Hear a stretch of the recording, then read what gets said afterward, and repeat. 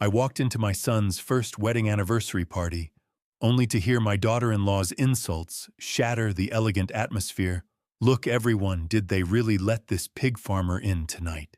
My heart tightened, and my hands, calloused from 68 years of hard labor, began to shake uncontrollably. I stood lost amidst the crystal chandeliers, watching in choked silence as my own son bowed his head. The sting of contempt was nothing compared to the bitterness of blood betrayal. Little do they know, the one holding a 45-year-old secret is about to make them pay a devastating price. This story starts quietly, but it won't leave you unchanged. Before we begin, leave a comment and tell me, have you ever had to choose between family loyalty and what's right? Your perspective might be exactly what someone else needs today. Quick note, some details have been adapted for storytelling. The lesson at the heart of this story is what truly matters. I walked into my son's first anniversary party and heard my daughter-in-law call me a pig farmer in front of 80 Manhattan elites. The words hit before I'd cleared the ballroom entrance. Meadow Ashford, 32, Wharton polished, wearing a dress that cost more than my mortgage, raised her champagne glass and announced it to the entire Stanton estate. Look, everyone, she said, her voice cutting through the jazz quartet. They let the pig farmer in tonight. 80 guests turned, 80 faces in designer labels I couldn't pronounce, holding champagne in the kind of oceanfront Hamptons ballroom that made my 300-acre Seneca Falls farm look like a shed. Crystal chandeliers threw light across hardwood floors, worth more per square foot than my tractor. I stood there at 68, wearing the same suit I'd owned for 2 decades, my calloused hands gripping a cheap bottle of Finger Lakes wine. $25 million in the bank from Monsanto corn patents, and I still looked like I'd walked in from the barn. Sneered, my son Dashiell, appeared at the head table, 35 and anxious beneath his Silicon Valley polish. His $2,000 suit couldn't hide the nervous energy as he gestured toward a chair. Dad, over here. I didn't belong here. I never had. Havana Mercer, the private investigator I'd hired 6 months ago, sat at table 14 near the exit, 30 years old with calculated calm that made me trust her. She wore a simple black dress, her dark eyes tracking every face like she was cataloging evidence. How wonderful, Meadow continued as I crossed the ballroom, to have such authentic people at our table. Dad Calvin, you bring such a charming rustic quality. Polite laughter rippled through the crowd. It tasted like copper. Orville Stanton stood near the bar, 65, with old Manhattan money arrogance. Those same calculating eyes from our Cornell dorm room 45 years ago. He raised his glass with a smile that held secrets I couldn't access. Something about that expression made my chest tighten. Edna Stanton, his wife, sat beside Meadow. 60 years old, draped in pearls that concealed maxed-out credit cards. She leaned toward her neighbor in a stage whisper designed to carry. People like him belong in a barn, Edna said. Not a dining room. My blood rushed to my face. I pulled out the chair beside Havana with hands that wanted to shake. Meadow tapped her champagne glass. We're so grateful Dad Calvin could take time from his farming to join us. It's important to remember our roots even when we've moved on to better things. Dashiell and I have built such a beautiful life here, and it's sweet to see where he came from. I looked at my son. Dashiell stood beside his wife, face-flushed eyes darting between us like a trapped animal. Our eyes met for half a second. Then he looked away. Dad. Dashiell said, that nervous childhood laugh in his voice. Please don't embarrass us tonight. Just try to fit in, okay? My own son, my own blood. I'd raised this boy, changed his diapers, paid for Stanford by selling 100 acres my father died protecting. And now he asked me not to embarrass him. I placed both hands on the chair arms, ready to walk out. Havana's hand clamped around my wrist, a grip that could break bone. On pop. She whispered close enough that only I heard. No panic in her voice, just cold fire. Sit down. They have no idea who they're messing with. Everything's about to change. Starting tomorrow, I turned to look at her. Really look at her. I'd hired Havana 6 months ago when money started disappearing from Dashiell's accounts. Small amounts at first. 5,000 here, 10,000 there. Amounts I might have missed, except I'd spent 40 years balancing farm budgets to the penny. She'd spent 6 months digging into my son's marriage, his finances, his in-laws, and I'd never seen her like this. Not worried. Certain. "How long have you been planning this?" I asked beneath the jazz quartet. "Long enough," she said, pouring water with steady hands. "Trust me. Just get through tonight." I sat back down, gripped my water glass to hide trembling fingers. Across the ballroom, Orville watched me with those eyes that had haunted my memory for 45 years. Eyes carrying a secret my mind wouldn't surrender. I'd seen them before. But where? The rest of the evening blurred. Meadows' toast, Edna's cruelties, Dashiell's careful avoidance of anything requiring him to choose between his wife and father. 80 guests looking at me like dinner entertainment. Havana sat beside me the entire time, calm as a surgeon. When the party ended 3 hours later, I stood to leave. Orville appeared at the exit, blocking my path. "Calvin," he said, extending his hand. "Good to see you. It's been too long." I didn't take it.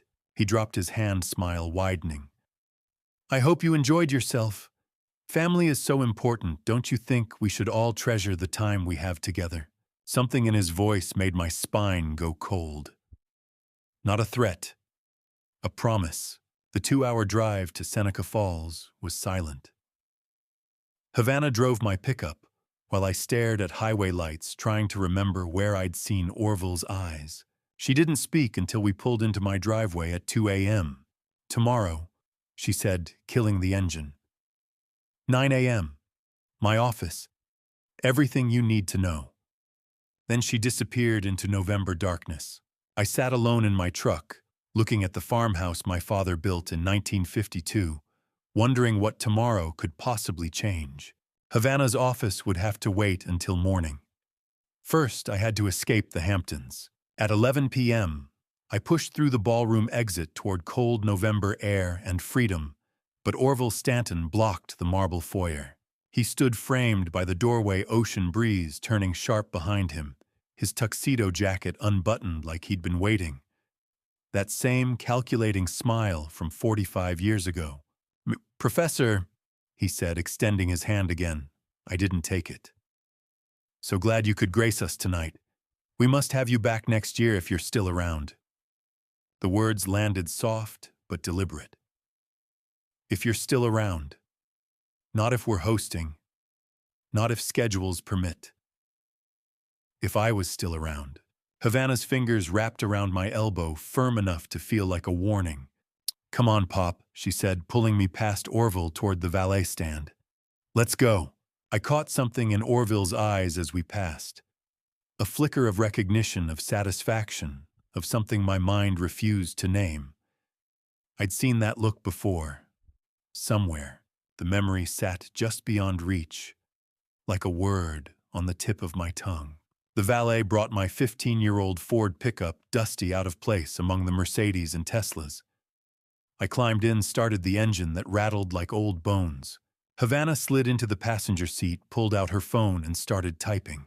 For 2 hours from the Hamptons to Seneca Falls, she didn't stop. Route 495 stretched dark and empty through Long Island. My headlights caught highway signs, exit markers, the occasional semi-truck, hauling goods toward destinations I'd never see. Havana's phone screen glowed blue in the darkness, her thumbs moving constantly.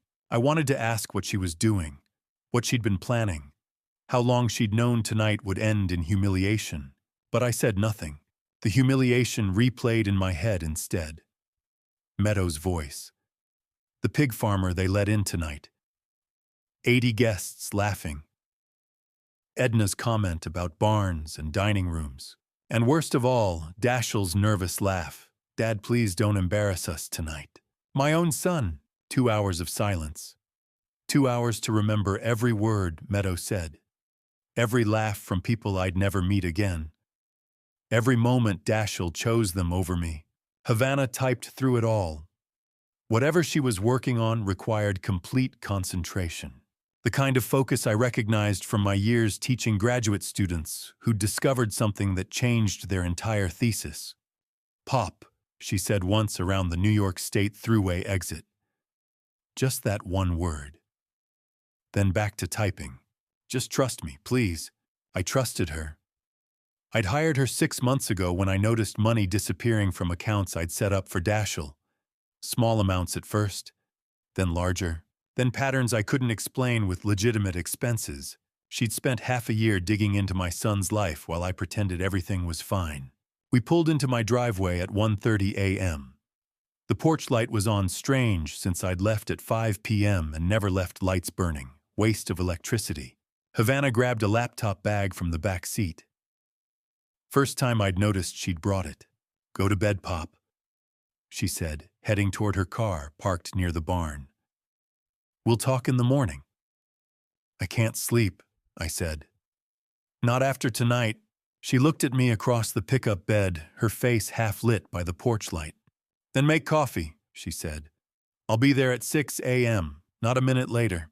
She drove away, taillights disappearing down the dirt road toward town. I stood in my driveway, looking at the farmhouse my father built in 1952. 300 acres of land I'd fought to keep, through 2 recessions, a wife's cancer bills, and a son's Stanford tuition. The place smelled like turned earth and coming frost. It felt different tonight, like something had shifted that I couldn't name. I went inside, didn't bother with sleep. Made coffee at 4 a.m., wearing yesterday's suit, staring at the photograph of Eleanor on the kitchen shelf. Taken 30 years ago before the cancer, before everything fell apart.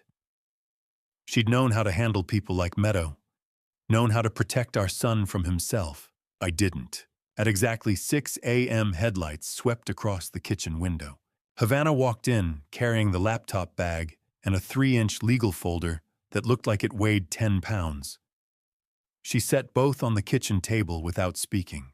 Jasper Sterling appeared in the doorway, 70 and weathered from 3 decades managing my farm, moving through the kitchen with the quiet grace of someone who knew every secret the Dalton family held.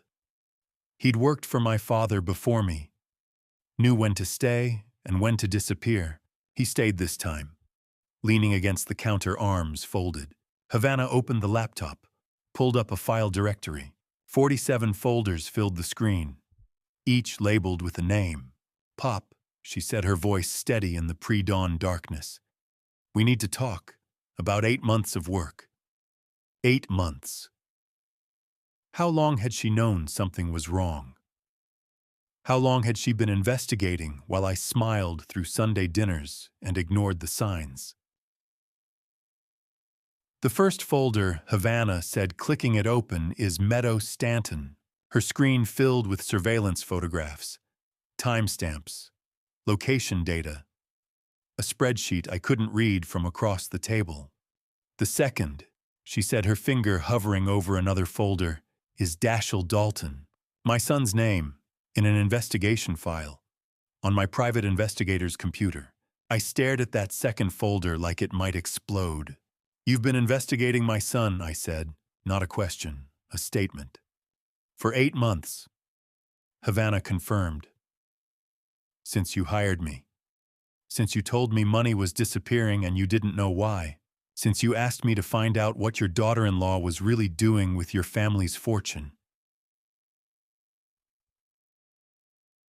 She clicked open Dashiell's folder. More photographs appeared. My son at restaurants I didn't recognize, meeting people I'd never seen, signing documents in offices that looked expensive and wrong. "I need you to look at something," Havana said. "And I need you to not react until I've shown you everything. Can you do that?" Jasper moved closer to the table. Silent witness. 30 years of loyalty concentrated in that one small gesture. I nodded. Havana clicked the first photograph in Meadow's folder. It showed my daughter-in-law sitting across from a man in a suit. The Plaza Hotel, according to the timestamp. 2 months ago. The same man appeared in 6 more photographs, different dates, same location, same intimate distance across the table that suggested this wasn't business. The affair is only the beginning, Havana said. Havana's finger hovered over the folder labeled Meadow Stanton for 3 seconds before double-clicking. My world began to crack open. The first subfolder was titled External Relations, a bureaucratic phrase that made my stomach turn before I understood why. Surveillance photographs filled the screen. High-resolution images time-stamped and geotagged like evidence exhibits. Meadow standing outside the Plaza Hotel entrance beside a man I'd never seen, late 30s, expensive suit, the kind of casual confidence that came from old money or new power. This is Douglas Kramer. Havana said, her voice flat and professional. Investment banker, Goldman Sachs vice president. 38 years old, divorced, lives in Tribeca. She clicked through more photographs. Meadow and Kramer at the Plaza lobby bar, champagne glasses catching afternoon light. Meadow and Kramer at the elevator bank, her hand on his arm. Different dates, same hotel, same intimate distance that didn't require explanation. The timestamps told the story: April 2016, May 2016, June 2016, August 2016, September 2016, October 2016. 6 times. 6 times while my son thought everything was fine. They never left together. Havana said, scrolling through more images.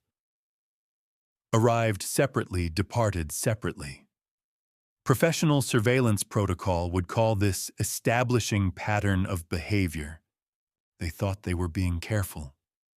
I stared at a photograph of Meadow smiling at this stranger, Douglas Kramer, Goldman Sachs destroyer of my son's marriage, with the same smile she'd used at last night's party, the one that never reached her eyes.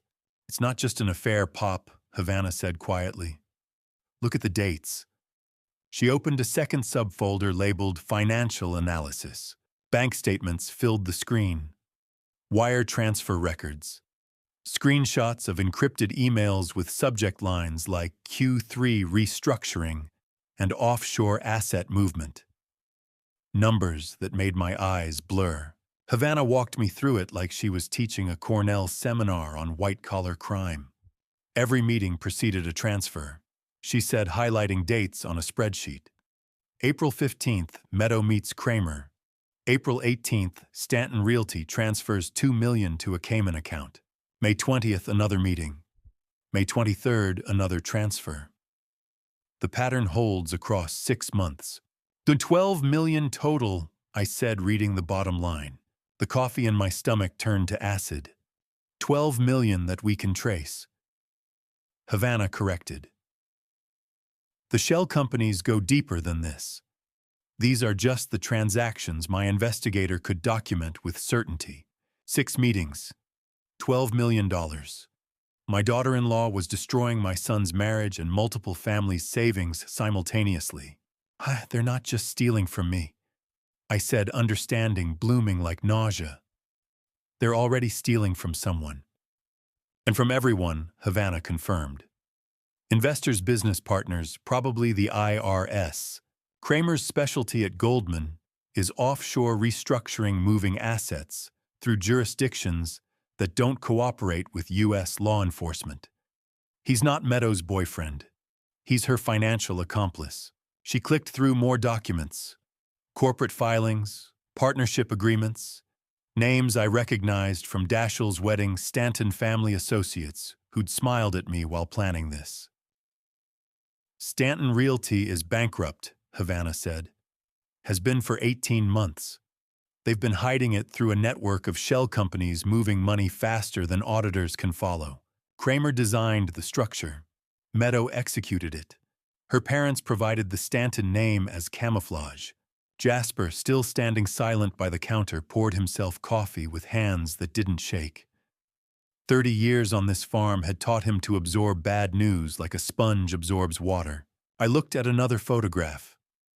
Meadow at the plaza wearing the same dress she'd worn to some family dinner I'd attended months ago.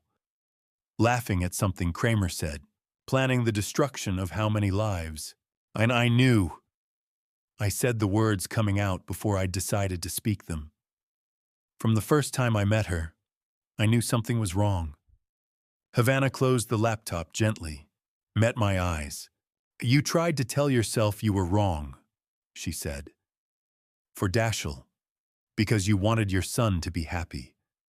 Because questioning your daughter-in-law at a wedding seems petty and small.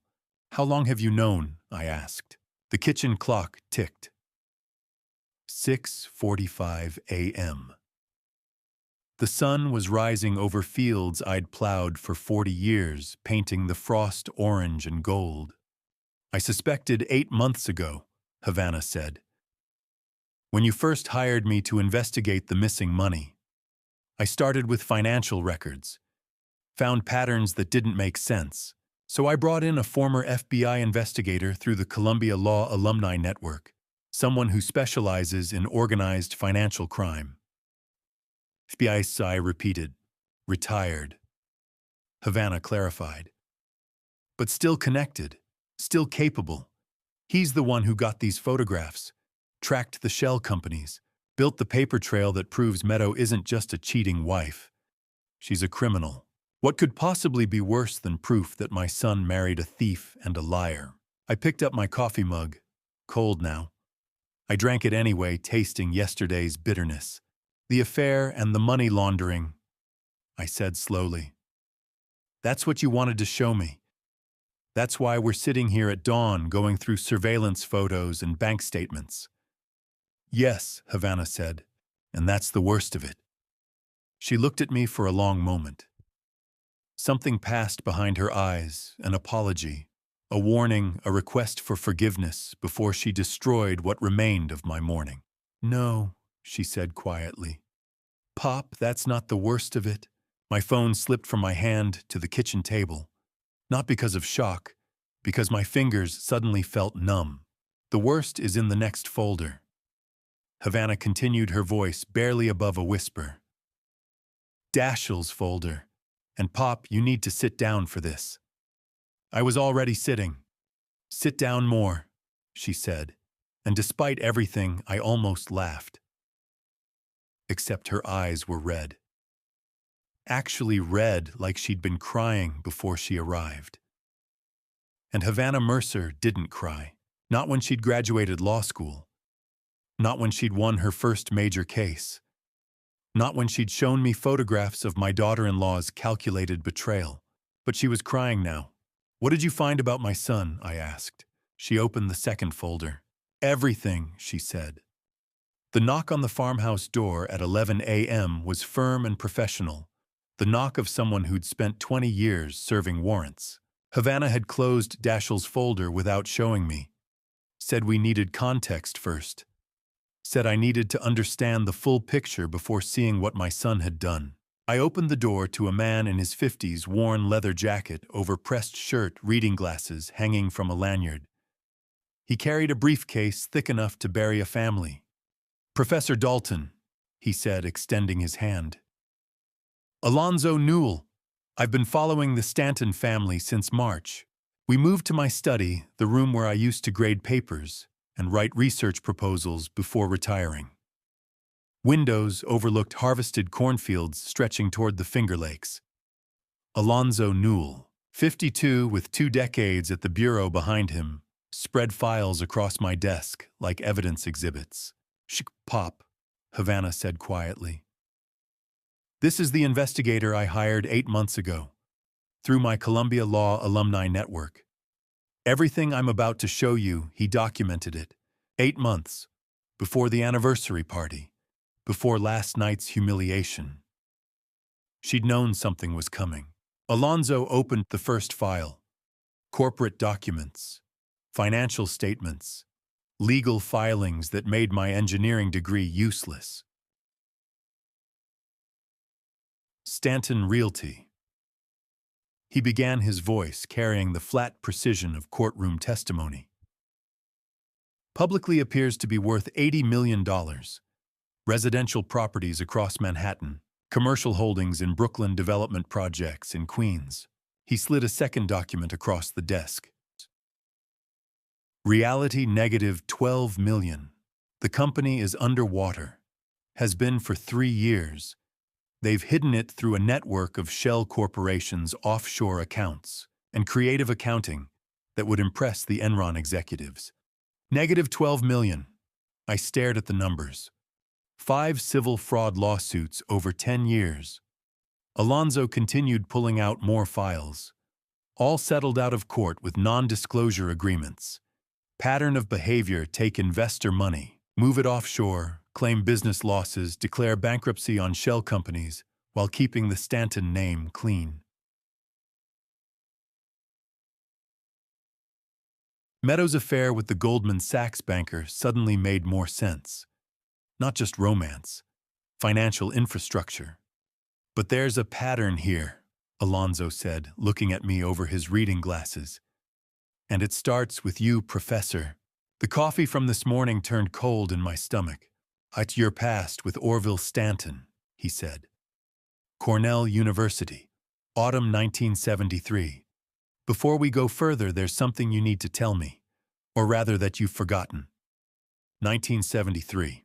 The memory hit like ice water, yellow leaves on Triphammer Road, Orville's smile, the handshake that meant nothing.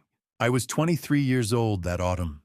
Second-year graduate student in agricultural engineering, shared a lab with my roommate Orville Stanton, old money from Manhattan, slumming it in rural agronomy because his father thought it would build character. We'd spent 2 years developing a drought-resistant corn hybrid, late nights in the lab, careful cross-pollination, data collection that made my eyes blur. Orville handled the business side, patent applications, investor presentations, the parts I didn't understand. October 1973. A Monsanto representative visited campus, looked at our research, offered $50,000 for the patent rights. $50,000. More money than I'd seen in my life. Enough to pay off my father's farm debts. Enough to secure my future. Orville. I'd said in the lab that afternoon, autumn light slanting through windows that overlooked Cayuga Lake. We both sign. We split it 50-50. He'd smiled. That same smile I'd seen last night at the Hamptons estate. Trust me, Cal, he'd said.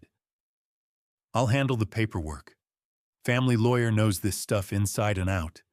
We'll get a better deal if I negotiate. I trusted him. 2 weeks later, I found out Orville had signed the contract alone. Pocketed the full $50,000. Dropped out of Cornell the next day. Used my research.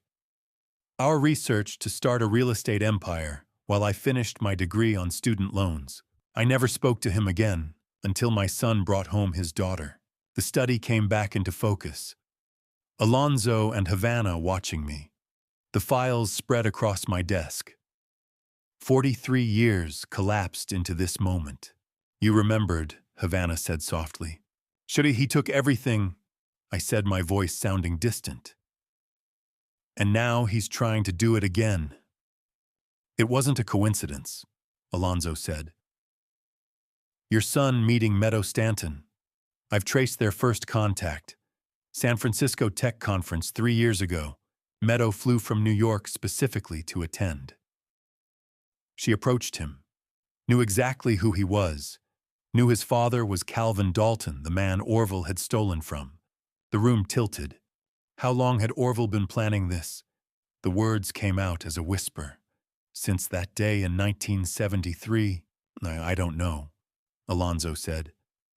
But I know this Meadow researched your son for 6 months before approaching him. Knew his job, his salary, his relationship history. She built a profile, then she executed. Havana placed her hand on my shoulder. Pop, she said. That's why I started investigating. When Dashiell announced the engagement 2 years ago, I looked up Meadow's parents. Found the Stanton name. Remembered you'd mentioned an Orville Stanton, once a roommate who betrayed you at Cornell. You never told me, I said. She'd been protecting me. Or gathering evidence. Or both. No, I needed to be sure, she said.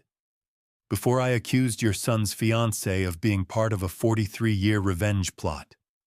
So I hired Alonzo, and he found everything. The sharp sting in my chest wasn't a heart attack. It was understanding.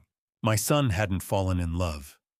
He'd been targeted, researched, groomed, married to a woman who'd been trained from birth to finish what her father started.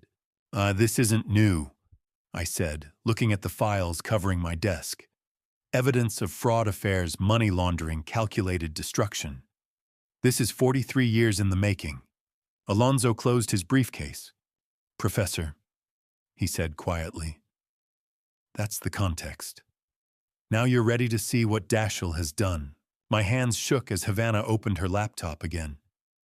Clicked on Dashiell's folder, the one she'd closed this morning.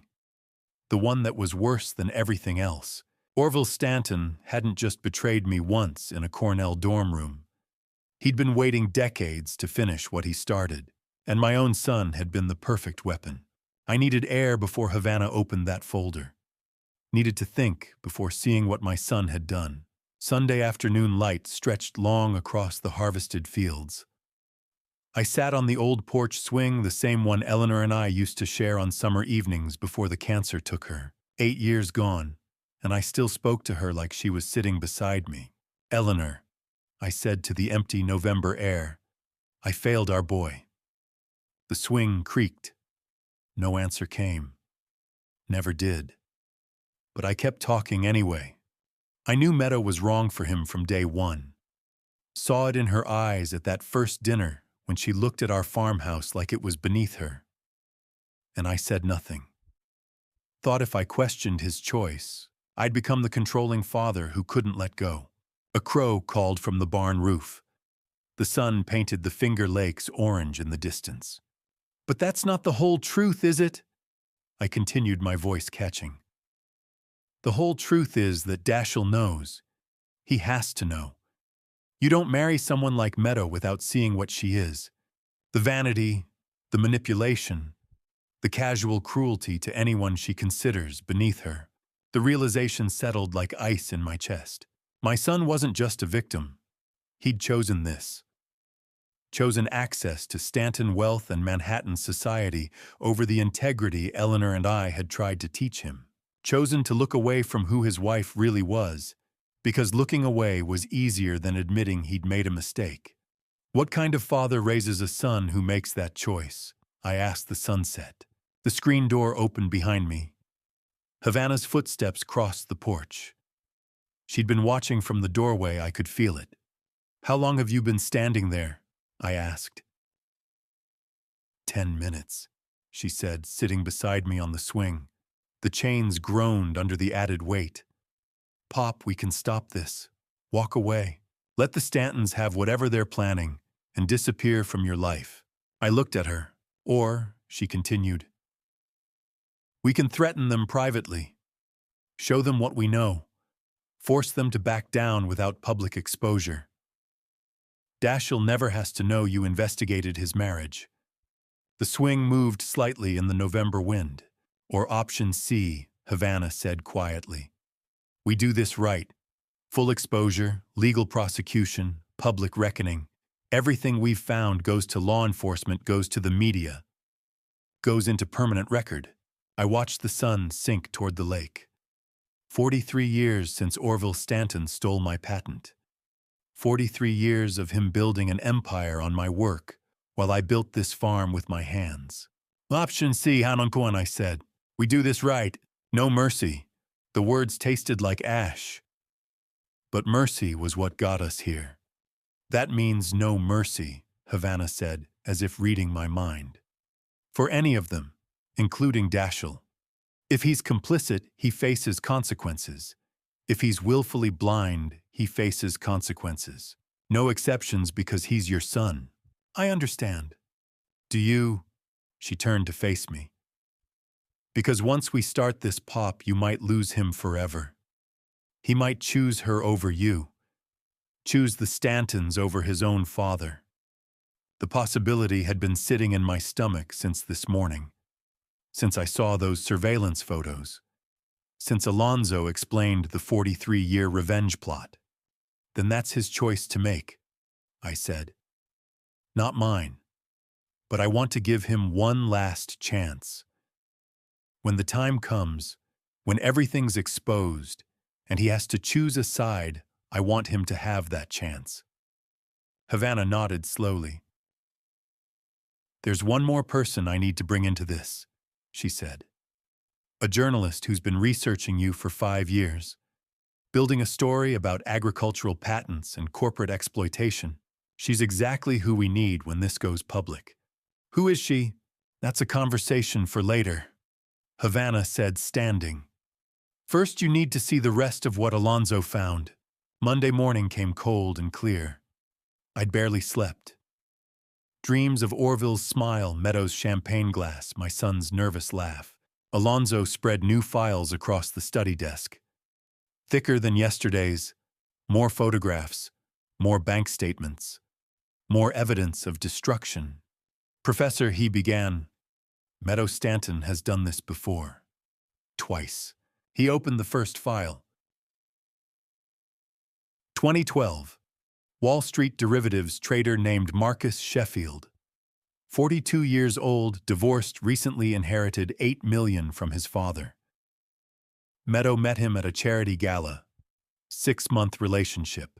Convinced him to invest $1.2 million in a can't-miss real estate development. The development was a Stanton shell company. Money disappeared into offshore accounts. Sheffield signed a non-disclosure agreement to avoid public embarrassment. He opened a second file, 2014. Silicon Valley tech founder named Robert Hamilton. 38, sold his startup for $20 million. Meadow approached him at a conference in San Francisco. 8-month relationship. Convinced him to invest $3 million in emerging market opportunities. Same pattern, same shell companies, same NDA afterward. How many families had Meadow destroyed before mine? Say both victims paid her to stay quiet. I said, understanding the pattern. To protect their reputations, so she could move on to the next target. Exactly, Alonzo confirmed. You're the third professor, and the largest. Your $25 million fortune makes you the crown jewel of her career. Havana stood by the window, arms folded, watching me process this. But there's a difference this time, Alonzo continued. Sheffield and Hamilton were single men she could seduce and abandon. You're different. You're her father-in-law. She can't just take your money and disappear.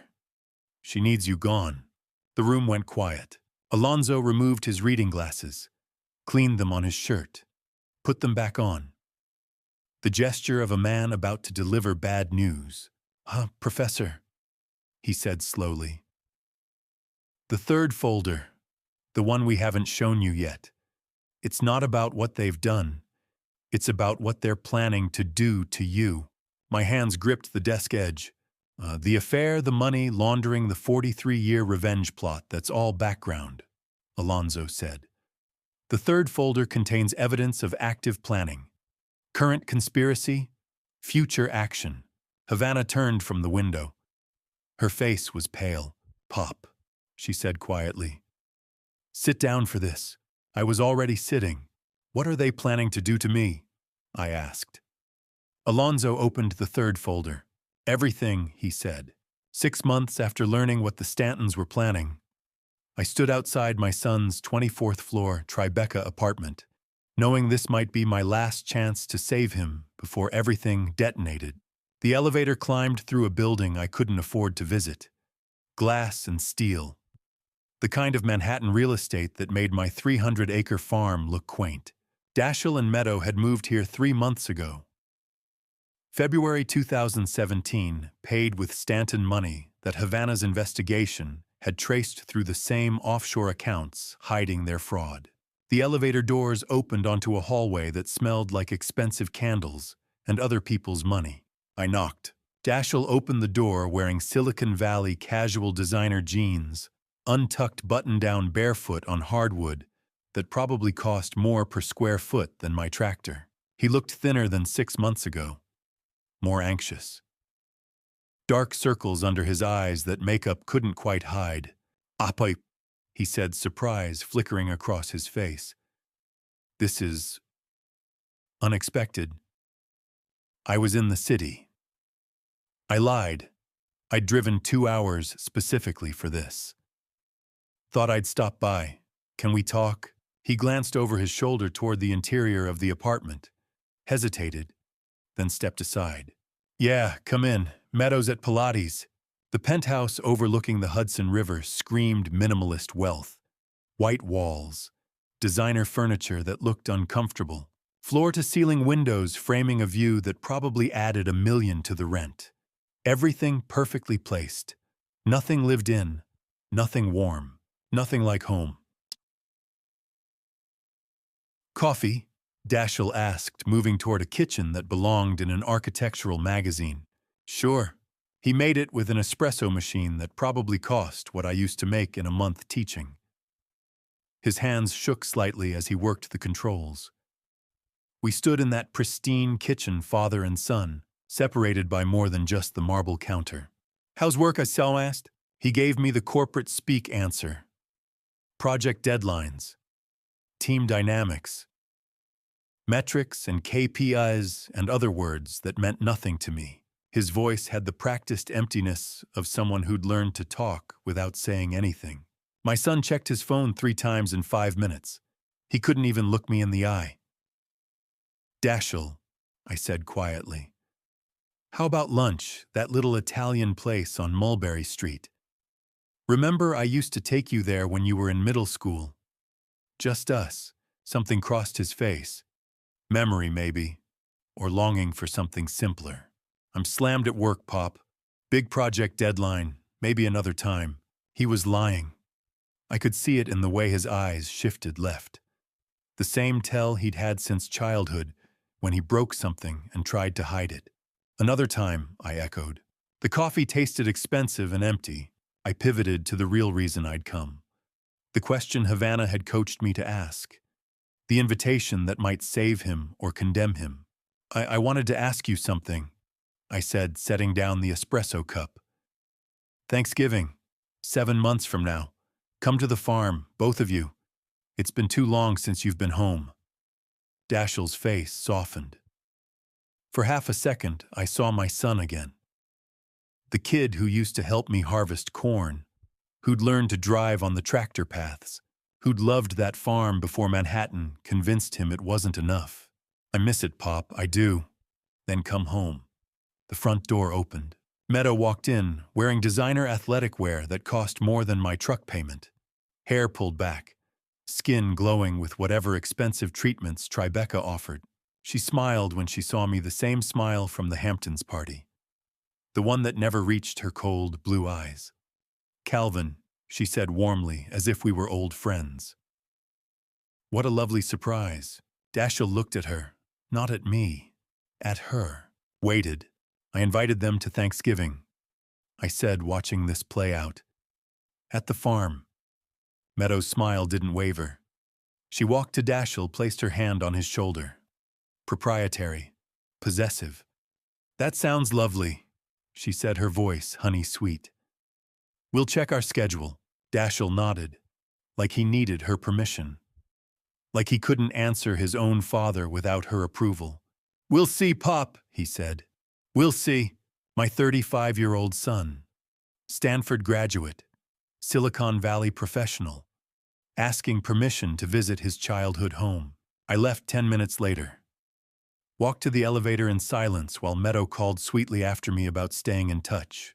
The elevator descended through 24 floors of Manhattan prosperity that felt like descending through circles of something darker. I stepped onto Tribeca sidewalk. May sunshine. Spring warmth. People walking dogs that cost more than used cars. I looked up at the 24th floor, knowing I shouldn't, knowing I'd regret it. Meadow stood on the balcony. She held a coffee cup, probably the same expensive brand Dashiell had served me, leaned against the railing with perfect posture and that smile. Not warm, not friendly. Victorious, knowing, almost mocking. 24 floors separated us. But the real distance was measured in years and choices I couldn't undo. Our eyes met across that vertical distance. She knew I was watching, had probably walked out there specifically to be seen, to send a message. She raised her coffee cup. A toast, a salute, a declaration. I own your son. I know you know. And there's nothing you can do about it. Not yet. I turned away. Walked toward my truck parked 3 blocks over in a garage that charged more per hour than my father used to make in a day. My hands shook as I unlocked the door. Not from age, from rage I couldn't let surface. Meadow's smile from that balcony would stay with me for months. Years, probably. The smile of someone who'd already won and was kind enough to let me know it. But she'd made a mistake standing on that balcony. She'd shown me she wasn't hiding anymore, wasn't pretending, wasn't even worried about being discovered. That kind of confidence came from believing the game was already over. 7 months until Thanksgiving. 7 months to build the trap.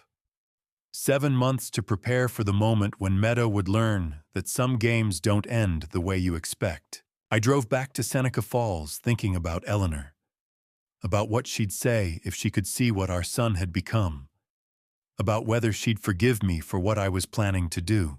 The 3rd folder sat in Havana's office, safe. The evidence of what the Stantons were planning to do to me. The conspiracy Alonzo had documented. The reason I'd spent 6 months preparing instead of acting. Because Havana was right about one thing: if we did this, we did it right. No mercy, no exceptions. Even for my son, especially for my son, because the only way to save him was to destroy everything he'd chosen over me. 7 months of preparation came down to this Dashiell's rental BMW pulling into my driveway, Thanksgiving morning, while I watched from the kitchen window, pretending I hadn't been awake since 4 a.m. He helped Meadow out like she was royalty stepping onto foreign soil. Designer boots completely wrong for November mud, surveying the farm with thinly veiled contempt. What a charming rustic setup, she said. Very authentic. 8-year-old Sage burst through the screen door running across the driveway with unrestrained joy. "Uncle Dash!" he shouted, launching himself at Dashiell. "Did you bring me a present?" Dashiell caught him awkwardly. "Hey, buddy, not this time." Havana appeared behind me, her lawyer's face assessing Meadow like a surgeon assesses a tumor. 7 months building this trap. Every conversation documented, every transaction traced, every lie cataloged. Today we played grateful family. Jasper took their coats wordlessly, 70 years of farm management giving him silent dignity Meadow's money couldn't buy. Meadow walked into the living room, touching things, examining things, making comments about quaint furniture and charming photographs. Then she picked up the antique teacup from the display shelf, Eleanor's teacup. Her grandmother brought it from Ireland in 1922. One of the few pieces that survived when we'd sold everything else for cancer bills. Meadow held it to the light, turning it. "Beautiful craftsmanship," she said. "They don't make things like this anymore." Then she dropped it. Porcelain shattering on hardwood sounded like a gunshot. Oops. Her hand flew to her mouth. "Oh dear, I'm so sorry. I didn't realize it had sentimental value." She'd realized exactly what it was. I'd seen her read the display card. Eleanor Dalton's Tea Service, Ireland, 1922. My wife's teacup lay shattered. 63 years of marriage reduced to porcelain shards on hardwood. It was my wife's, I said, barely controlled. From her grandmother. Jasper appeared instantly, knelt without a word, picking up every shard with methodical patience, then looked directly at Meadow. Didn't speak, just looked with weathered eyes that had seen 3 decades of Dalton family history. Meadow's smile froze. Her apology stopped mid-sentence. Jasper held her gaze 5 full seconds, then turned to me. "I'll save the pieces, sir," he said quietly. "Maybe they can be repaired." We both knew they couldn't. The afternoon crawled with strained small talk. Dashiell told rehearsed Silicon Valley stories. Meadow made cutting observations disguised as compliments. Havana and I exchanged glances over dinner preparation, while turkey filled the house with smells that felt wrong. Sage set the table with 8-year-old enthusiasm, carefully placing Eleanor's good silverware. "Ah, Grandpa," he whispered while folding napkins. "I don't think I like Aunt Meadow very much." "That's okay, son," I whispered back. "Neither do I." Havana appeared beside me in the kitchen. "Stay calm," she murmured. "Let her dig her own grave." 7 p.m. We sat at the table my father built in 1952. 8 seats, carved turkey, Finger Lakes Riesling. Family Thanksgiving that might have been real if everything else wasn't performance. Sage asked to say grace. He bowed his head and recited the blessing Eleanor used to teach. I watched Dashiell. Did he remember when his mother taught him those words? Dinner started with harmless conversation. Weather harvest yields wine industry growth. But I knew Meadow couldn't help herself. She waited until dessert. "Woven cra," she said, honey sweet. "Have you thought about modernizing the family finances? This farm must be worth quite a bit now. The market's incredibly hot." Here it came. "Selling while the market's strong would give you incredible liquidity," she continued. "And Stanton Realty has opportunities that would make your current asset allocation look, well, rustic." Did she really think I'd hand over 300 acres to bail out her bankrupt father? Dashiell chimed in. "It would make so much sense, Pop. Diversification, liquid assets, guaranteed returns through their commercial portfolio. Guaranteed returns from a company $12 million underwater." Havana's foot connected with my shin. Hard. "Wait, not yet. Let the trap close completely." I pretended to consider. Sipped wine, looked out at dark fields. "It's a big decision," I said slowly. 300 acres. This farm has been in the Dalton family 70 years. My father built this table. "Of course," Meadow said, smile widening. "We're not rushing you, just planting seeds. Family legacy is important. But sometimes the best way to honor legacy is to transform it into something modern." She was pitching investment fraud at my Thanksgiving table using the company her father bankrupted through the same schemes Alonzo had documented. And she thought I was considering it. "Let me think about it," I said, raising my glass. "You make interesting points." Meadow raised her glass in return, that victory smile spreading. The smile from the Tribeca balcony. The smile that said she'd already won. Under the table, Havana's foot pressed my shin again. "Wait. Not yet." Jasper cleared dessert plates in silence. Sage climbed onto my lap, hands sticky with pie, offering uncomplicated love I desperately needed. Meadow had no idea she'd just pitched $12 million fraud to a man who knew every number in her father's bankruptcy.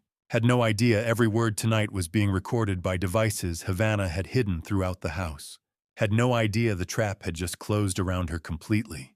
At 2 a.m., I gave up on sleep and walked through the dark farmhouse to my study, unable to stop thinking about Meadow's smile across the Thanksgiving table. 3 hours I'd lain awake. 3 hours replaying every word. Meadow's pitch. Dashiell's eager support. The broken teacup. That smile that said she'd already won. Dashiell and Meadow had driven back to Manhattan around 9 p.m. I'd waved goodbye from the porch like a grateful father-in-law. Smiled, wished them safe travels. Played the part. Now I stood in my study, wearing the same clothes from dinner moonlight, through the window, providing the only illumination. The house settled around me with familiar creaks. 70 years of wood and memory. Something was wrong. Something beyond what Havana had showed me in those folders. An instinct I couldn't name. I crossed to the wall where my father's painting hung, the original cornfield from 1952, painted the year he built this house. Moved it aside on its hinges, revealing the 1950s safe built into the wall. My fingers dialed the combination I'd known for 40 years, Eleanor's birthday. The safe opened with its familiar click. Inside, the farmland deed. Eleanor's jewelry in a velvet box, insurance papers, a copy of my will from 15 years ago, and a manila envelope I'd never seen before. My hands shook as I pulled it out. The envelope felt wrong, out of place, like finding a stranger's coat in your closet. Who put this here? I whispered to the empty study. And when the envelope wasn't sealed, I opened it. Power of attorney. The words at the top of the legal document hit like a punch to the gut. I moved to my desk, spread the papers under the moonlight streaming through the window, started reading. Grantor Dashiell Thomas Dalton. Grantee Meadow Ashford Stanton. Date July 15, 2017. July, 4 months ago. He signed this 4 months ago. I kept reading each clause worse than the last. Full legal authority over all accounts held in the name of Dashiell Thomas Dalton or Calvin Joseph Dalton, including but not limited to checking, savings, investment, retirement, and trust accounts. Sakit, complete authority over property titles including but not limited to real estate holdings, farm acreage, mineral rights, and any future inheritance. Power to execute, amend, or revoke any estate planning documents, wills, trusts, or beneficiary designations. Authority granted in perpetuity, irrevocable except by mutual written consent of both parties. Every box checked, every clause maximized, every door opened. The notary seal looked authentic. 2 witness signatures I didn't recognize. All legal, all binding. My son didn't just get manipulated into this. He didn't sign it under duress or confusion. He actively, legally, knowingly gave her everything. 4 months ago, while I was still planning Thanksgiving, while Havana was gathering evidence, while I thought I still had time to save him, he'd already handed her the keys. I turned to the signature page. Had to see it with my own eyes. There it was at the bottom. Dashiell Thomas Dalton. The same careful cursive loops I'd taught him at age 6. At this exact desk. Hours and hours of practice on lined paper. Patient instruction. Proud moments when he finally got the D flourish right. When he no son make it flow. Like this. See, connect the letters. That's it. Perfect. The same signature I taught him. Hour after hour at this desk. Patient. Proud. Father and son, now used to sign away his inheritance, his future, his father's life's work. The signature hadn't changed in 29 years. Same careful loops, same slight tilt to the right, same confidence in the pen strokes, which meant he'd known exactly what he was signing. I traced the signature with my finger. The paper felt expensive, legal weight, professional printing. Someone had prepared this carefully, made sure every detail was correct. Footsteps in the hallway, soft, deliberate. Jasper appeared in the doorway, didn't enter, just stood watch. He wore his old flannel robe over work clothes. 70 years old, and he still couldn't sleep through trouble. "Sir," he said quietly, "are you all right?" I couldn't answer, couldn't find words for what I was holding. Jasper's eyes moved to the papers spread across my desk. The open safe. The manila envelope. He'd worked this farm for 30 years. Knew what that safe held. Knew this envelope didn't belong. He didn't ask questions. Just stood there in case I needed him. I folded the power of attorney carefully. Placed it back in the envelope. Put it back in the safe. The land deed. Eleanor's jewelry. The insurance papers, everything in its proper place. Closed the safe, locked it, moved the painting back, then sat at my desk in the darkness and let the truth settle into my bones. Dashiell chose this. He chose her. He chose to betray me, not because he was weak, not because he was manipulated, but because he wanted what she offered more than he wanted integrity, more than he valued his father. More than he honored his mother's memory. July 2017. 4 months of living with this decision. 4 months of family dinners and phone calls and pretending everything was normal. 4 months of looking me in the eye, while legally authorizing his wife to take everything. The Thanksgiving dinner tonight made sense now.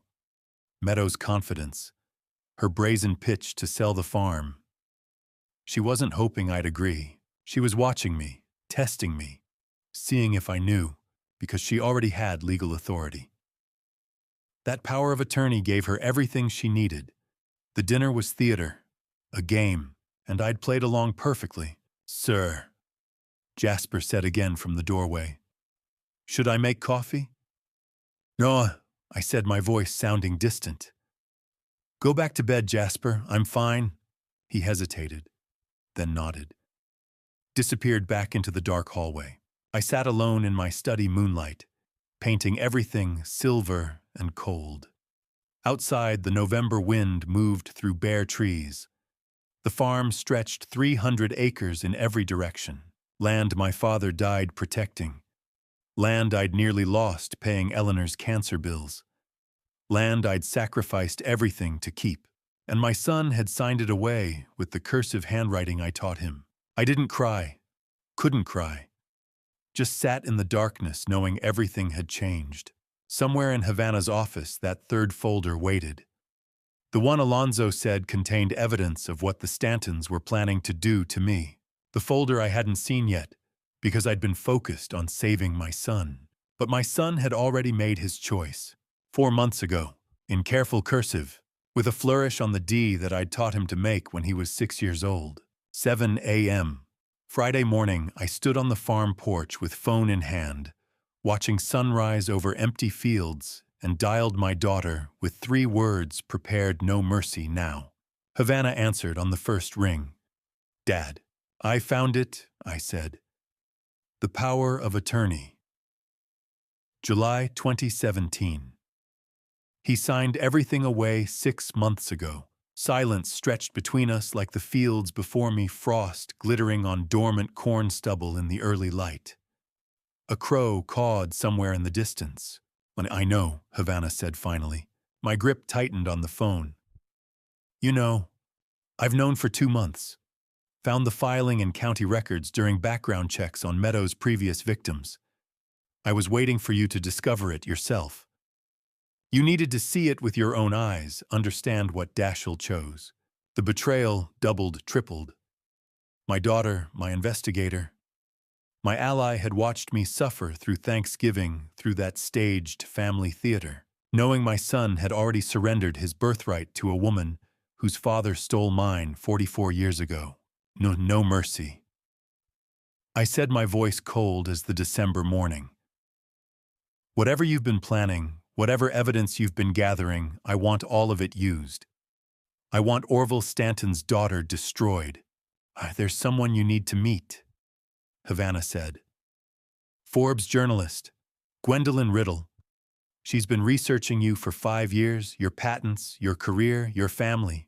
She contacted me 3 weeks ago asking for an interview. I think she knows more than she's saying. Why would Forbes spend 5 years on a retired agricultural scientist? That's what I'd like to find out. She arrives at the farm at 10 this morning. I told her you'd give her 2 hours. I hung up and watched the sun climb higher, turning frost to dew, wondering what other secrets my daughter had been keeping. Gwendolyn Riddle arrived at 9:57 a.m. in a silver Audi 40 years old, with auburn hair pulled back in a professional twist.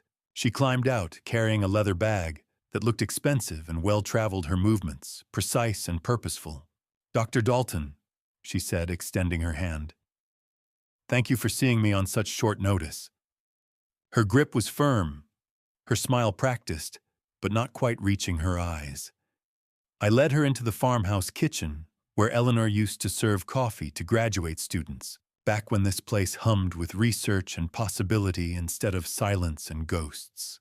5 years is a long time to research someone, I said, pouring coffee into mugs that had survived 4 decades of daily use. What's Forbes's interest in corn patents from the 1970s? The article started as a piece on agricultural innovation, Gwendolyn said, settling into the chair across from me. But it became something else. A story about theft, about men who steal other men's work and profit from it for decades. She pulled out a tablet, her fingers moving across the screen with practiced efficiency. Orville Stanton's fortune, the entire Stanton agricultural empire, was built on a patent that wasn't his. The nitrogen-fixing corn variant filed in March 1973 under his sole name. But the research notes, the lab work, the breakthrough, those belong to you. That's public record, I said carefully. The lawsuit was settled in 1974. Settled with a gag order that prevented you from ever discussing the details. $50,000 for silence about work worth $50 million. She looked up from her tablet, and for the first time, I saw her eyes clearly in the morning light, streaming through the kitchen window. Deep brown with gold flecks like sunlight through amber. My mother's eyes. The room tilted slightly. My mother had died in 1969, 7 years before I married Eleanor. Her eyes the exact shade now staring at me across a kitchen table from the face of a woman born in 1976. Tell me about your mother. I said the words coming out rougher than intended. Gwendolyn's practiced smile faltered. That's an unusual question for an interview about agricultural patents. Your questions haven't exactly been standard journalism either. I leaned forward, studying her face with new intensity. You're not here about Orville Stanton's theft. You're here about something else. She set down her tablet, her hands trembling slightly as they rested on the worn wooden table. My mother's name was Rebecca Sinclair. She died when I was 3.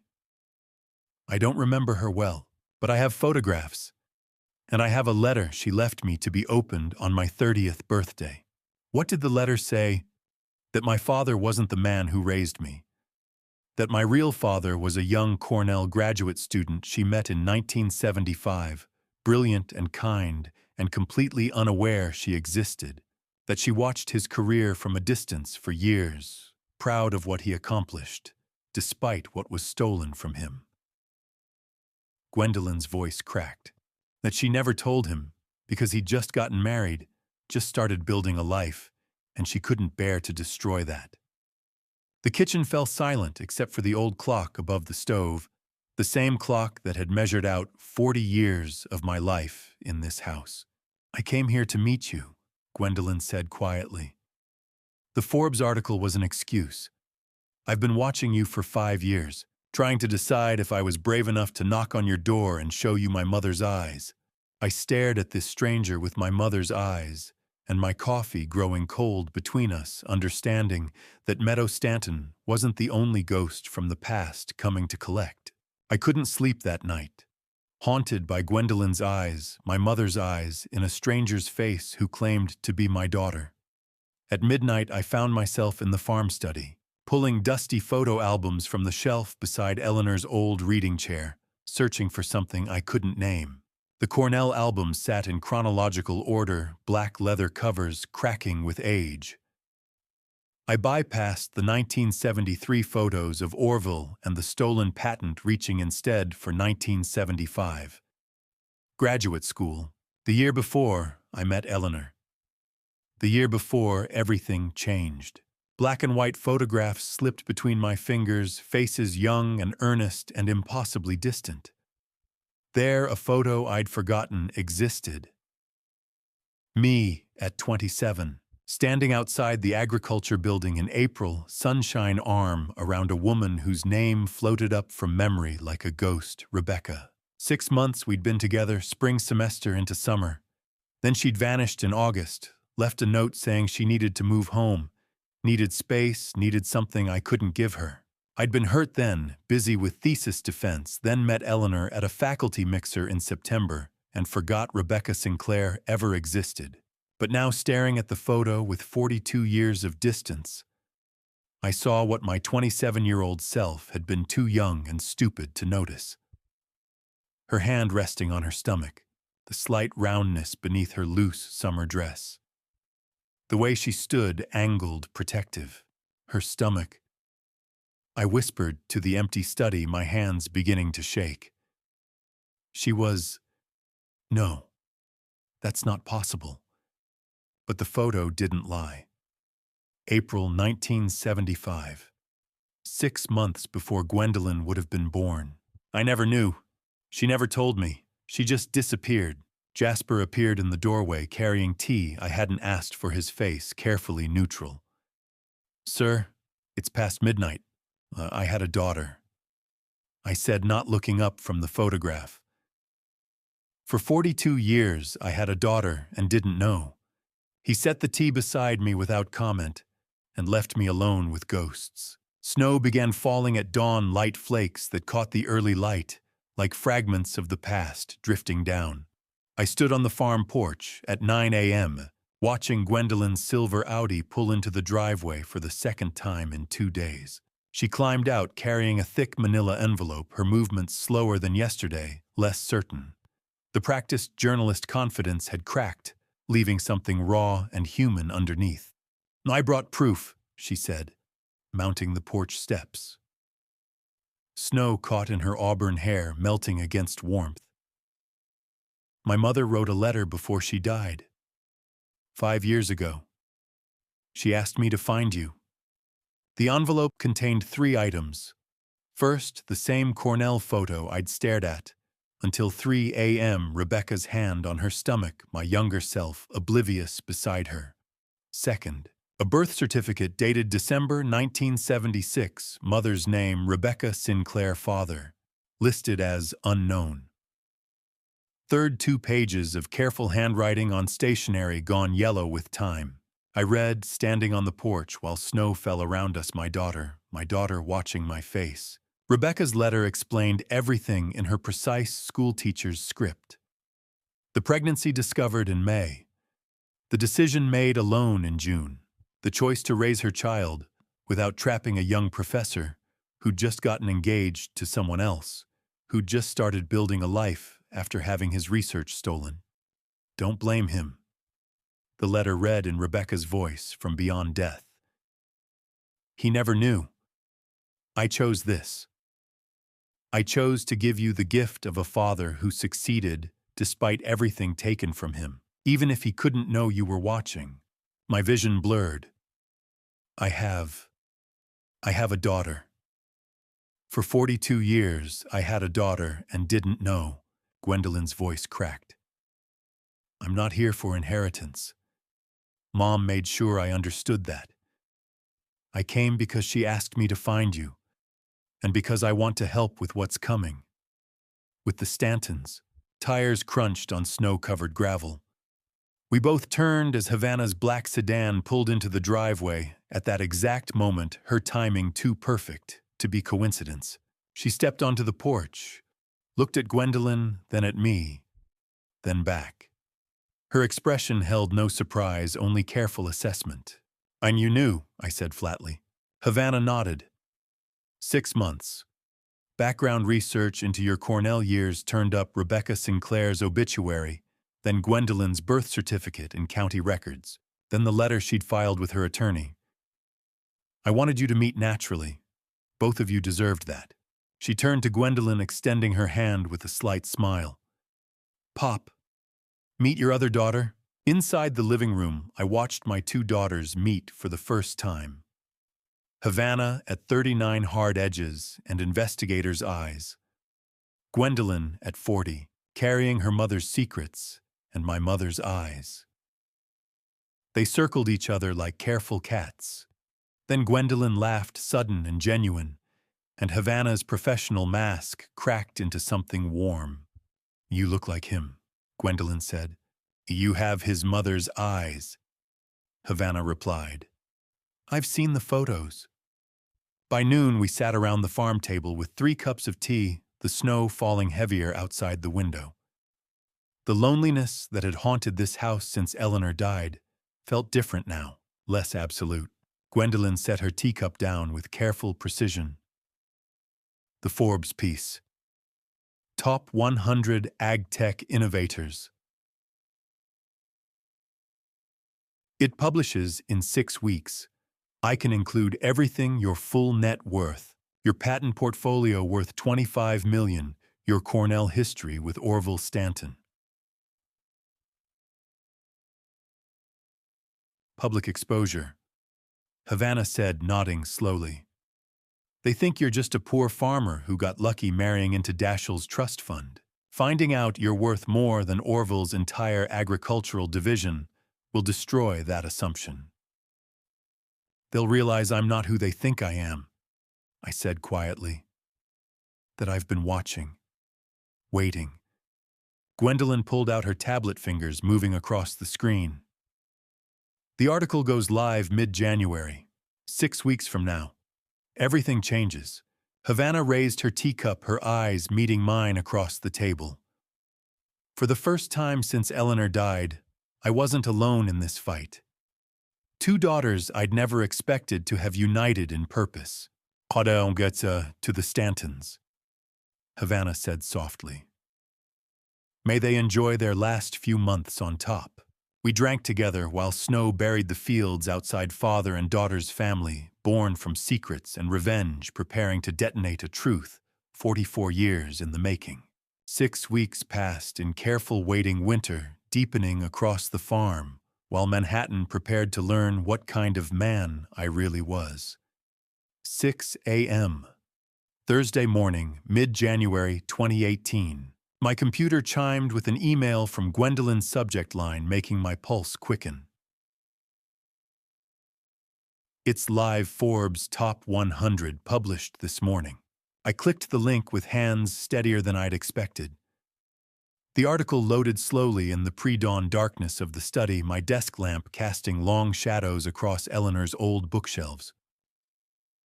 Top 100 Ag Tech Innovators of the Decade, in bold letters across the screen. Headlights swept across the window. Car doors slammed. I heard Havana's voice in the hallway, then Gwendolyn's quieter response. They appeared in the study doorway together at 6:15, still wearing yesterday's clothes, having driven from Manhattan overnight to be present for this detonation.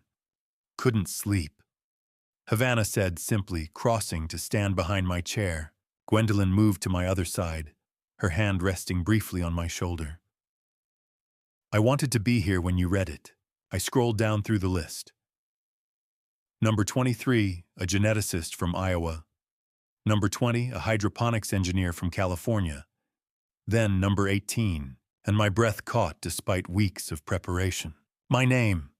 My photograph from Cornell, days 35 years younger, standing in a laboratory I barely remembered. The biography Gwendolyn had crafted with surgical precision. Number 18, I read aloud. Calvin Dalton, Seneca Falls, New York. I made sure every word was accurate, Gwendolyn said quietly. Every number verified, every source documented. Havana leaned closer to the screen. This is the first shot. Everything starts now. I read in silence, my daughters flanking me like sentries. The article detailed my career with clinical thoroughness, 3 drought-resistant corn patents sold to Monsanto between 1982 and 1994. Consulting work for agricultural startups. Shares in a biotech company that went public in 2003, turning my small investment into something substantial. The numbers built methodically, leading to the figure that would make Orville Stanton's coffee taste like ash. Estimated net worth $25 million, I read aloud. The words sat on the screen like a detonation timer counting down. Every Manhattan socialite who'd watched Meadow humiliate me at that anniversary party would be reading this over breakfast. Every person who'd assumed I was just Dashiell's poor farmer father, lucky to have married into old money, would be recalculating everything they thought they knew.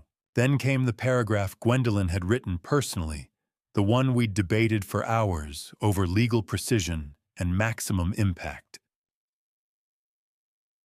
Dalton's journey wasn't without early betrayal, I continued reading. His former Cornell colleague, Manhattan businessman Orville Stanton, collaborated with Dalton on their first patent in 1973 before filing the Monsanto contract under his sole name, collecting $50,000 and ending their professional relationship permanently. The settlement, finalized in 1974, included a non-disclosure agreement that prevented Dalton from publicly discussing the details for 44 years, a period that expired last month. Every word true, every number verified, every Manhattan socialite reading it over breakfast. The entire elite are seeing this right now, Havana said with quiet satisfaction. Over their morning coffee, in their Park Avenue apartments, at their club breakfast tables. Gwendolyn had built the exposure with journalistic perfection. Not accusation, just facts. Not emotion, just timeline. Legally bulletproof. Professionally devastating. My phone rang at 6:30 a.m. I glanced at the screen. Orville Stanton. I stared at his name glowing against the dark wood of my desk, then set the phone down and let it ring. 12 full rings before it went to voicemail. The study fell silent except for the old radiator hissing steam into winter air. 90 seconds of quiet. Then the phone lit up again. Orville Stanton. 12 more rings. No answer. Havana watched my face. Are you going to answer? No, I said calmly. Let him sweat. The phone rang a third time. Fourth. Fifth. Each call lasting 12 rings before surrendering to voicemail, each silence between calls growing shorter. I could picture Orville in his Manhattan penthouse watching the Forbes article spread across his social circles like blood and water, understanding too late what kind of enemy he'd made 44 years ago. He's called 6 times in 10 minutes. Gwendolyn observed, checking her watch. 6 became 7. 7 became 8. The panic in the shortening intervals between calls was almost audible. Orville Stanton, who'd stolen my patent and built an empire on my work, was discovering that some debts compound interest across decades. How many times would he call? How long before he realized I'd never answer? After the 12th call, I powered off the phone completely. The screen went dark. Silence flooded the study like water filling a lock, heavy and absolute. Footsteps in the hallway. Jasper appeared in the doorway carrying a wooden tray with 4 coffee cups, not 3. 4. One for each person in the room, including himself. In 30 years working this farm, Jasper had never served himself as equal. Always the employee, always the hired man, always separate. Now he set the tray on my desk and met my eyes directly, something shifting in his weathered 70-year-old face. He smiled, genuine, warm, transforming his features into something I'd never seen before, joy or vindication, or perhaps both. "Coffee, sir," he said, his voice carrying an emotion I couldn't name. "For all of you." He handed cups to Havana and Gwendolyn with careful courtesy, then took the 4th cup for himself and remained standing in the doorway as if waiting for permission to stay. "Jasper," I said, slowly studying his face in the lamplight. "How long have you known?" His smile deepened, creasing the corners of his eyes. "Known what, sir?" That this day was coming. He sipped his coffee, steam rising between us like secrets taking shape. "Longer than you might think." Outside the window, dawn began breaking across frozen fields. 12 unanswered calls sat in my voicemail. Manhattan was waking to learn I wasn't who they thought, and Jasper Sterling stood in my study doorway smiling for the first time in 3 decades, holding mysteries I was only beginning to understand. 5 days after the Forbes article detonated, I still didn't understand the secret behind Jasper's smile. But at 2:47 a.m., a different mystery demanded immediate attention. My phone vibrated with an encrypted message. Single word, incapacitated. Valerie Gomez had never triggered the emergency protocol. 18 months embedded as Meadows' attorney, and now the alarm was screaming. My son was in physical danger. I assembled Havana and Alonzo in the farm study by 3 a.m. Valerie appeared on the secure video link at 3:05, pale and shaken. "Oh, she's drugging him," Valerie said without preamble. 3 consecutive nights. Heavy-dose Ambien crushed into his evening bourbon. Valerie Gomez was 36, Harvard Law graduate, who'd burned her partnership track to go undercover for this operation. For 18 months, she'd played Meadows' divorce strategist while documenting every crime. Now she sat in her apartment looking like someone who'd watched attempted murder unfold. Dashiell missed 2 scheduled calls with you, then slept through a building fire alarm last Thursday. 12-hour unconsciousness. I found empty prescription bottles in Meadows' handbag. Tonight I watched her grind tablets with a mortar and pestle. Havana pulled up phone records, cross-referencing dates. The 3 nights match exactly. Forbes publication when you called. Last Sunday's weekly check-in. Monday after Meadow met her divorce attorney. Meadow wasn't just stealing my son's money. She was systematically preventing father-son communication during every moment when Dashiell might question her or seek my counsel. I need medical assessment, I said. Dr. Emil Rostov appeared on a second screen at 3:45, 70 years old, with careful eyes. He'd treated me through Eleanor's cancer and understood why I was calling at this hour. High-dose Ambien without consent over multiple nights is felony assault, Rostov said. Sustained administration causes retrograde amnesia, personality changes, respiratory depression. If she's escalating dosage, you're looking at permanent cognitive damage or accidental overdose.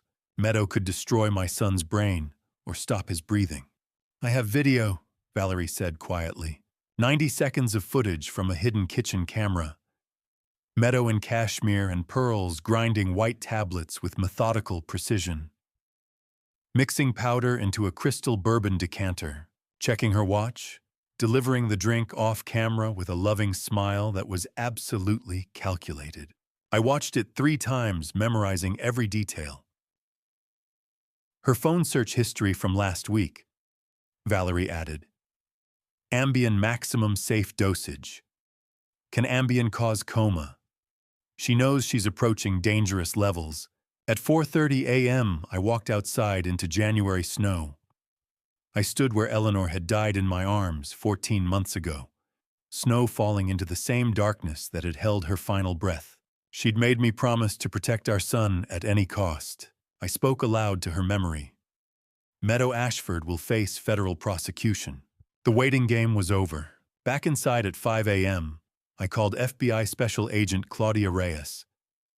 She answered on the 4th ring, voice sharp despite the hour. Dr. Dalton, it's been a long time. I'm invoking the favor, Claudia. Silence. What do you need? Claudia Reyes had graduated Cornell Law in 1989. I'd written the reference letter that saved her career when a superior tried burying her over a case she'd won too publicly. She'd told me she'd move mountains if I ever called in the debt. Yeah, RICO task force. Conspiracy, fraud, elder abuse, felony assault via forced drugging. I have 18 months of documentation and video evidence. How fast? 12 hours. Standard protocol is 24. And my son is being drugged, Claudia. Tonight will be the 4th night. I need federal intervention before permanent damage. 12 hours. I'll assemble the team. Valerie's face showed relief and exhaustion. I need 72 more hours embedded. There's additional evidence. What evidence? Audio recordings. Meadow hired a private security consultant last month, Marcus Blackwell. I've been trying to access his phone for 2 weeks. Yesterday I heard him discussing making problems disappear permanently. I think the conspiracy extends beyond financial fraud. My blood went cold. You're saying violence. I'm saying I need that audio before I extract. 72 hours. I wanted to pull her out immediately, but Valerie's eyes held steady determination. 72 hours. I agreed. If Meadow suspects anything, leave immediately. Havana pulled up a calendar. Meadow has a 3-hour block with her divorce attorney at noon. Asset seizure strategy urgent. She's accelerating. You need complete silence for 3 days. No calls to Dashiell, no public statements, no reactions. Let her think she's in control while the FBI builds their case. The cruelest aspect of strategic warfare, I had to allow my son to be drugged 3 more nights while federal agents prepared. At 6:50 a.m., a courier delivered an overnight envelope. Anonymous sender. Inside a single sentence in block capitals. Your son's wife meets with more than lawyers. No signature. Postmark from Seneca Falls. Someone local knew about Meadows' conspiracy. I filed the letter as evidence but didn't investigate the sender. Some allies prefer shadows. My phone chimed at 7 a.m. Encrypted message from Valerie. Got the audio. You need to hear this today. Not Blackwell talking to Meadow. Blackwell talking to someone about eliminating obstacles permanently, extracting now. I stared at the message while dawn broke. 12 hours until the FBI arrived. One audio recording that could transform a fraud case into something darker. Whatever was on that recording, I needed to hear it before I briefed federal agents. The conference room at Federal Plaza smelled like burnt coffee and federal bureaucracy, but the audio file waiting on the laptop smelled like murder. 7 hours had passed since Valerie's extraction message. Now at 3 p.m., she sat across from me in the FBI's New York field office, still wearing yesterday's clothes, exhaustion carved into her face like scars. She'd come directly from Manhattan with an encrypted phone containing 47 minutes of covertly recorded conversations. I got out 90 minutes before Meadow checked my room, Valerie said, setting the phone on the conference table. The recording was in Marcus Blackwell's coat pocket during their strategy lunch. He keeps his phone locked, but he left his coat hanging while he used the restroom. FBI Special Agent Claudia Reyes secured the phone with gloved hands, logging it into evidence with practiced efficiency. Beside her sat Vincent Webb, 42 years old, with the hard eyes of someone who'd spent 15 years in the Bureau's Organized Crime Division. Webb specialized in RICO cases involving financial fraud and conspiracy charges. He'd reviewed Valerie's preliminary report during the drive from Seneca Falls. Professor Dalton, Claudia said, meeting my eyes across the table. What you're about to hear constitutes evidence of conspiracy to commit murder. We need your verbal consent to proceed. Havana sat beside me, her hand resting briefly on my arm. Alonzo stood near the door, his former FBI posture rigid with anticipation. Play it, I said. Claudia connected the encrypted phone to the conference room's audio system. The speakers hissed with ambient noise, restaurant background, clinking silverware, low conversation. Then Marcus Blackwell's voice, clear and businesslike. Thanksgiving timeline gives me 10 months for preparation. I'll need property layouts, daily routine documentation, and confirmation the target's son will be present for emotional impact. A second voice, unfamiliar with a slight Brooklyn accent. Professional. Cold. Tractor accident during farm work. $500,000 total, $250 up front. Clean staging, no questions, no investigation beyond local sheriff signing off on elderly farmer mishap. My hands remained steady on the table. 43 years of academic discipline had taught me that emotion was useful only when it served strategy. Hearing my own murder purchased like a farm commodity required the same detachment I'd used grading dissertations or reviewing patent applications. Blackwell again. The client wants the son present, wants him to witness the accident inherit while he's still grieving and vulnerable. That complicates timing but increases effectiveness. Trauma makes people compliant. Then a third voice entered the recording, and my blood went cold despite my controlled exterior. Meadow. So you make it look like the old man fell asleep at the wheel. He's 68, works the farm alone most days. Everyone will believe it. Before I let you hear the rest of this recording, are you still with me? Comment A, if you think Meadow planned this violence from the beginning, or B, if her escalation surprises you, add one brief reason why. Please note what follows contains recreated dialogue based on evidence adapted for narrative impact. The truth beneath it matters most. The recording continued. Meadows' voice discussing my death with the same tone she'd used planning Thanksgiving dinner. Dashiell always comes home for Thanksgiving. He'll watch his father die, and he'll inherit everything while he's still too shocked to think clearly. That's when we finalize the asset transfer. And the investigation risk, the hitman asked. Minimal. Local authorities know Calvin as a respected retired professor who refuses to hire help despite his age. A farming accident rights itself. The son will be too devastated to question details. Blackwell's voice. Payment structure $250,000 on contract signing, $250,000 on completion. Offshore account Grand Cayman. Agreed, the hitman said. Contract active as of today. Execution window November 20th through 25th, 2018. Claudia stopped the playback. Silence filled the conference room like water filling a lock. She wants my son to witness my murder, I said quietly.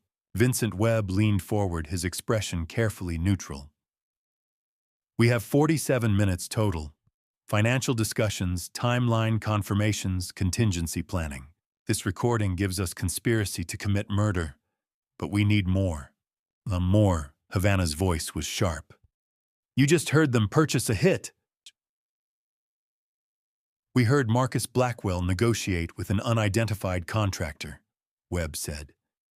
We need the money transfer, the actual hitman's identity, documentation of ongoing communication. We need an airtight RICO case. Claudia met my eyes. Can you act normal for 9 months? Attend faculty meetings, answer your son's calls, work your farm, pretend you don't know your daughter-in-law is planning your murder. I pulled Eleanor's photograph from my wallet. Small, worn, taken the summer before cancer stole her smile. She'd made me promise to protect our son at any cost. 9 months. The same gestation period that brought Dashiell into the world would now birth the case that saved him from his wife's inheritance trap. I've waited 44 years for justice regarding my stolen patent, I said. I can wait 9 more months for my son. Vincent Webb nodded slowly. We arrest too early. Their lawyers claim entrapment or insufficient evidence. We wait for Thanksgiving. We catch them in the act with overwhelming documentation. Conspiracy to commit murder, attempted murder, financial fraud, elder abuse, everything stacks into federal RICO charges.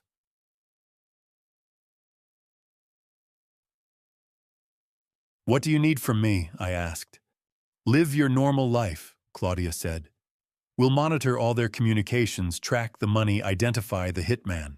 When Thanksgiving approaches, we'll have undercover agents embedded in every aspect of the operation. The moment they move to execute, we shut it down.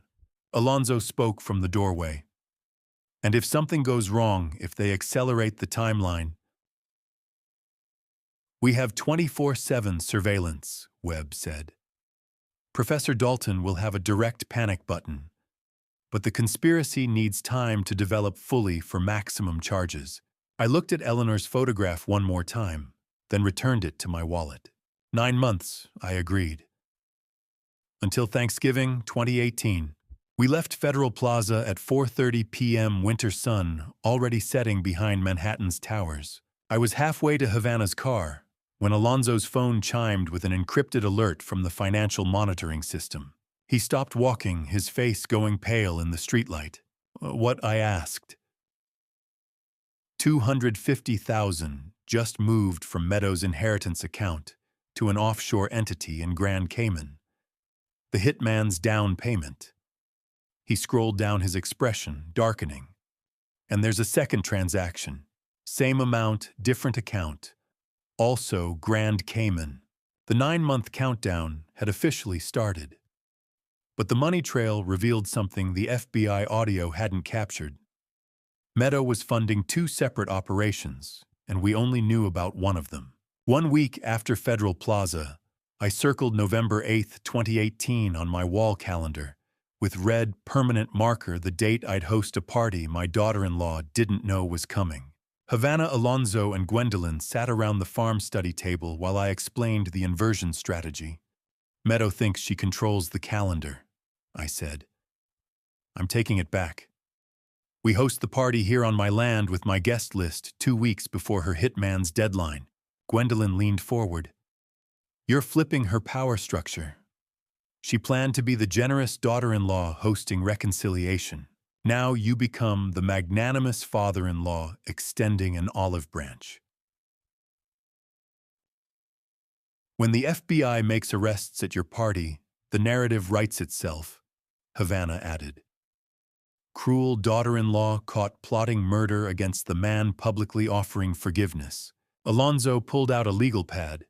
Guest count, 50. Enough to feel authentic, small enough to control sightlines. Every guest serves dual function, Alonzo said. Social attendee and potential witness. I'll position them for clear views of the entrance where agents execute the warrant. He began listing categories. 20 Cornell colleagues, 10 FBI agents in civilian cover, 5 Forbes contacts including Gwendolyn, 15 Seneca Falls community leaders. The party invitation list read like a chessboard, every piece positioned, not for social pleasure, but for tactical witness testimony when the endgame arrived. I'll attend as Forbes representative, Gwendolyn said. Legitimate reason to document everything on record. Havana smiled. Professor, you should have been a Pentagon strategist. Maybe in another life, Alonzo calculated on his pad. Authentic catering requires $15,000 budget. Approved, I said. This needs to look real because it is real, except we know what happens at the end. February passed in careful performance. Weekly faculty seminars discussing drought-resistant corn genetics. Cordial Sunday phone calls with Dashiell, asking about his work while avoiding mention of Meadow beyond polite inquiries. March brought 2 friendly texts from my daughter-in-law. We should talk about healing. Family matters more than old conflicts. I responded with measured warmth. I agree. Perhaps we can find time to reconnect. The FBI documented 37 additional calls between Meadow and offshore numbers. I attended town council meetings, smiled at the bank teller who handled Meadow's accounts, thanked her when she complimented my tie. Day 47 of the performance, easy. Mid-March brought unexpected intelligence. Tobias Vincent knocked on my door at 6 p.m. on a Tuesday, still wearing his canvas work jacket. Tobias was 74, Vietnam War veteran who owned the neighboring property and maintained sharp reconnaissance instincts from his Da Nang combat service. We'd been cordial neighbors for 30 years without deep friendship. Now he stood on my porch, holding a flip phone with combat alertness. Professor, I need to show you something. I led him to the study where Havana was reviewing reports. He opened his phone to display a grainy photograph. Sotuka, black Chevy Tahoe parked at the dead end of your farm road. 2 consecutive nights last week. Driver wore sunglasses after sunset photographing your property.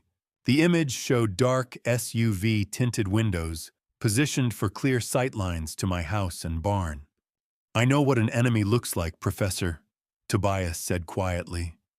Saw enough in Da Nang. That driver wasn't lost.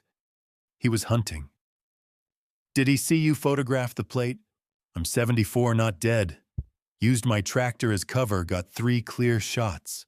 After Tobias left with my thanks and a request for continued vigilance, Havana forwarded the plate number to Alonzo. Urgent, he called back within 20 minutes. The plate traces to Ghost Path LLC incorporated in Nevada 3 months ago, Alonzo said. Same lawyer filed papers for the Cayman account that received Meadow's payment. Havana pulled up the financial database. Vehicle registration shell company offshore account all connected through the same legal entity. Cross-reference with Federal Plaza surveillance, I said. Alonzo's keyboard clicked through the phone. Identical vehicle near Marcus Blackwell's Manhattan office, February 16th, March 2nd, March 9th. 3 confirmed sightings. The hitman wasn't waiting until November. He was conducting active reconnaissance of my farm layout, my daily patterns, my vulnerabilities. He's building pattern of life assessment, Havana said. Every movement you make, he's cataloging it for the kill plan. I slept 4 hours that night, dreamless and efficient, the way Eleanor used to sleep before difficult surgery consults the body, conserving energy for battles the mind had already accepted. Good, I said into the darkness at 2 a.m. Let him watch. I'll give him exactly what he expects. Predictable old professor keeping predictable schedule. My phone lit up at midnight the following evening. Havana's message contained a single sentence and attached video. Facial recognition match from Cornell campus security footage. I opened the video. Yesterday, during public visiting hours, a man in his 40s wearing Cornell alumni badge and carrying campus map had walked through my office building. He'd paused at the directory, photographed the floor plan, timed his walk from entrance to elevator to my office door. The same man from Tobias's photograph. The hitman hadn't just surveilled the farm. He'd been inside my professional sanctuary, measuring distances, timing security rounds, planning alternate scenarios. The kill plan had contingencies I'd never anticipated, and he was 7 months ahead of schedule. The hitman's Cornell surveillance forced immediate escalation.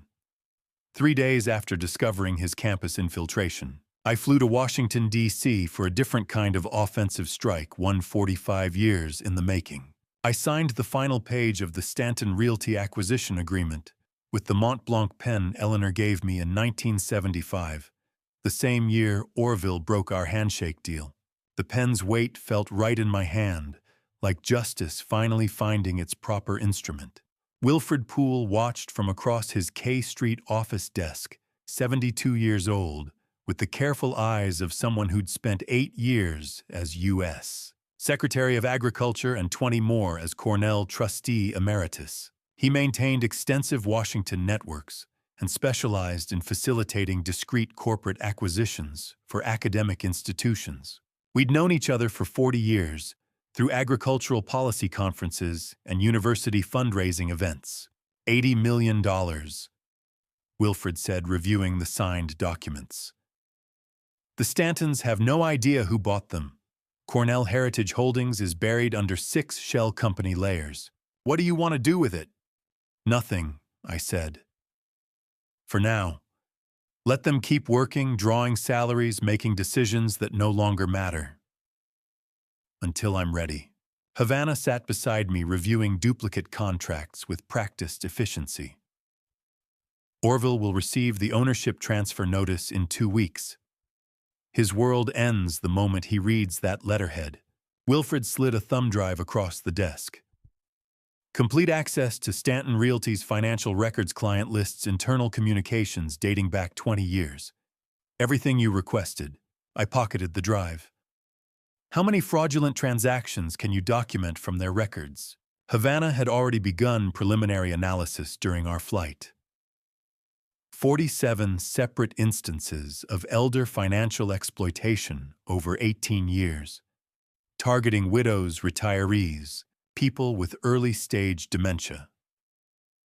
Pattern is consistent: gain trust through social connections, manipulate property sales at below-market rates, pocket the difference through shell buyers. Wilfred's expression darkened. You didn't buy a company, Professor. You bought a confession. And now we wait for Orville to realize who owns him. 45 years ago, Orville Stanton taught me that handshakes mean nothing today. I returned the lesson wrapped in corporate acquisition papers and constitutional irony. 2 weeks later, late April, rain hammered the farm in sheets of spring cold. I stood in my study watching the gate through binoculars as a silver Mercedes pulled up at 4:30 p.m., headlights cutting through the downpour. Orville Stanton climbed out without umbrella, rain soaking his expensive suit within seconds. He pressed the gate intercom with shaking hands. I'd sent Valerie to deliver the message I'd been composing for 45 years. She walked to the gate in blazer and slacks, rain plastering her hair against her face. I watched through the window as she spoke words I couldn't hear but had written myself. Mr. Stanton, the professor sends his regards. You should have honored your handshake 45 years ago. Even from this distance, I could see Orville's face drain of color. His mouth moved, hands gesturing frantically. Tell him, Tell Calvin I can explain. Orville said, his voice carrying through the intercom system Havana had installed, with FBI-grade audio surveillance. The farm deal in '73. I had investors pressuring me. I didn't have a choice. Professor Dalton isn't accepting visitors, Valerie said calmly. He suggests you review your new employment contract. Carefully. She turned and walked back to the house through rain that smelled like wet earth and 45 years of patience finally harvesting. Orville sat in his Mercedes at the closed gate for 12 minutes before driving away. FBI surveillance tracked him to a gas station on Route 89. He used the payphone old habits from someone who understood electronic surveillance, or paranoia from someone who'd built a career on deception. We listened to the call in real time through the Bureau's monitoring system. Team Meadow, he knows. Orville's voice cracked with panic. Calvin's known for 45 years. He just bought our entire company. This isn't about money anymore, this is revenge. Meadow's voice came through clear and cold. Calm down. So he bought a failing real estate company. That doesn't prove he knows about the inheritance plan or the... She caught herself. Too late. The recording captured everything. We need to leave the country, Orville said. Now, before he springs whatever trap he's building. We're 7 months from Thanksgiving. I'm not running. You don't understand what he's capable of. I understand perfectly. We proceed as planned. The call ended. Havana looked at me across the study table. She's more dangerous than her father, she said quietly. I know. The next morning, Valerie attended what would be her final Stanton family meeting. The Park Avenue penthouse boardroom smelled like expensive coffee and impending collapse. Orville, his wife Edna, and Meadow sat around the mahogany table discussing emergency response strategies. Valerie stood, placing a manila envelope on the polished wood. So I was your attorney, she said, her voice steady and clear. For 8 months, I've been the prosecution's witness. Every conversation you had in my presence is on federal record. Meadow stood abruptly. You lying. Sit down, Mrs. Dalton. You'll want to hear this part. The silence in the Stanton boardroom after those words lasted 11 seconds, long enough for 3 people to understand their entire conspiracy had been documented, archived, and weaponized. Valerie walked to the door, then turned for her final line. Oh, and Meadow, I know about the hitman. The FBI knows too. You might want to start packing. She walked out, leaving the door open behind her. The sound of her heels on marble floor faded into the building's elevator chime. I received Valerie's text 30 minutes later. Clean exit. They're paralyzed. Then a second message. This one from FBI surveillance monitoring Meadows' encrypted communications. Target received message from unidentified number. Police activity around target property increased. Federal vehicles. Recommend abort or accelerate timeline to next 30 days. My phone buzzed again. Meadows' response intercepted and forwarded, accelerate. Double your fee. The 9-month waiting game had just collapsed into a 4-week countdown. The hitman's 30-day acceleration forced immediate action. By September, 4 months after Meadows' timeline collapse, I sat at my farm study desk with fountain pen and cream cardstock, writing invitations to people who wanted me dead. My pen moved across the paper in careful cursive Eleanor had taught me 40 years ago. You are cordially invited to a 2nd anniversary celebration honoring Dashiell and Meadow Dalton. November 8th, 2018, 6 p.m., Dalton Family Farm, Seneca Falls. 8 invitations. 8 chess pieces moving into final position. Havana sat across from me reviewing the guest list. Gwendolyn stood at the window watching September afternoon light turn the cornfields gold. Sage Holloway, 34-year-old forensic accountant who joined our investigation team 6 months ago, studied financial projections on her laptop. She specialized in tracing multi-generational crime patterns, and she'd been instrumental in mapping the Stanton family's 30-year exploitation history. "You're inviting them to their own arrest," Gwendolyn said quietly. "That's either brilliant theater or dangerous hubris." "It's justice with witnesses," I replied, finishing the fourth invitation. Sage looked up from her screen. "What if they don't come? What if Orville smells the trap?" "What they'll come," Havana said. "Meadow thinks she controls the timeline. She doesn't know we intercepted her hitman acceleration order. She believes she has 7 months to plan. We're giving her 2. I picked up fresh cardstock for the final invitation, the one addressed to my son. The words came harder this time, each letter weighted with 2 years of deception and love. "Dear Dashiell, please come. There's something I want to give you. Love, Pop." "My son deserves to see his father win," I said, sealing the envelope. Just once. The next morning, I drove to Seneca Falls post office myself, refusing to delegate the task to anyone on my team. 8 cream envelopes sat on the passenger seat, each one carrying the weight of 45 years' patience and one man's refusal to let evil inherit the earth. Helena Pruitt stood behind the counter, 68 years old, with the careful hands of someone who'd sorted Seneca Falls mail for 4 decades. She recognized my handwriting immediately. "A beautiful penmanship, Professor," she said, accepting the envelopes. "Your wife had the same elegant hand. She taught me. Said important things deserve care." Helena stamped each envelope with practiced precision, then looked at me with eyes that had seen this town's secrets pass through her sorting bins for years. "I hope this party brings you peace," she said quietly. "So do I." I walked out of the post office into September sunshine, 8 letters entering the mail stream like slow-motion bullets. "To 8 letters," I whispered to myself, climbing into my truck. 8 chess pieces moving into final position. 5 days later, Alonzo summoned Havana and me to an emergency meeting at his Manhattan office. His voice on the phone had carried an edge I'd rarely heard, urgency mixed with something darker.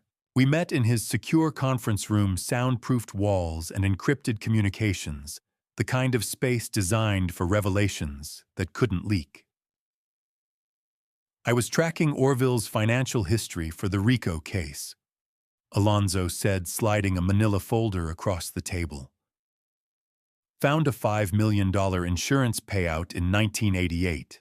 Life insurance on his first wife." I opened the folder. "Police report from Fort Myers, Florida. Single-car accident on a remote highway.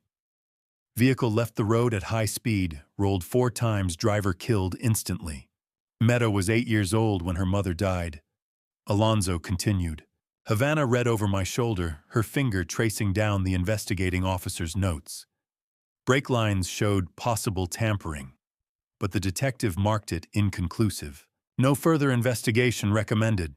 My hands tightened on the folder. "You're telling me Orville murdered Meadow's mother?" "I'm telling you the evidence was there and someone buried it." Alonzo pulled up a second file on his laptop. "I located the original investigating officer. Retired Detective Bert Callahan, 76 years old, living in Fort Myers with terminal lung cancer. He contacted me 3 days ago after seeing Meadow's name in your Forbes article." "Why contact you?" "Deathbed confession." He accepted a $50,000 bribe from Orville to mark the case inconclusive and recommend closure. The room fell silent except for the air conditioning's quiet hum. Havana's voice was tight. "How did Orville deliver the bribe?" "Cash in a gym bag. Callahan says Orville personally handed it to him in a Denny's parking lot and said, 'My daughter just lost her mother. Don't make her lose her father, too.'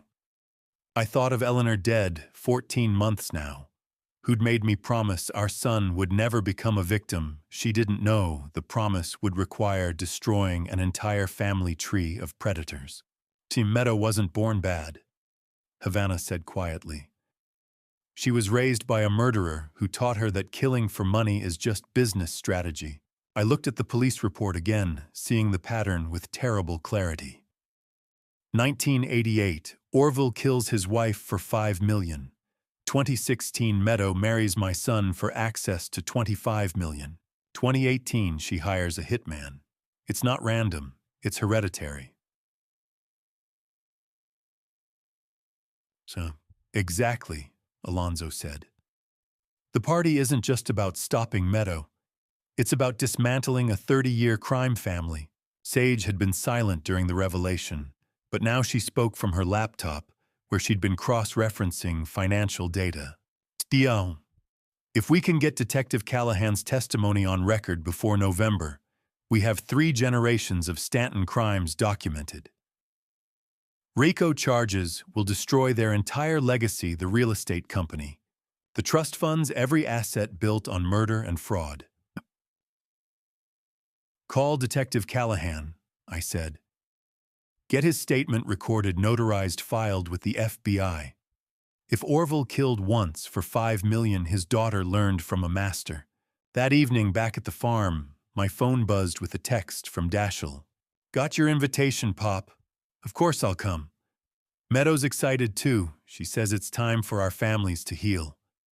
See you November 8th. I stared at the message while darkness gathered outside my study window. My son had no idea he was bringing his wife to her arrest.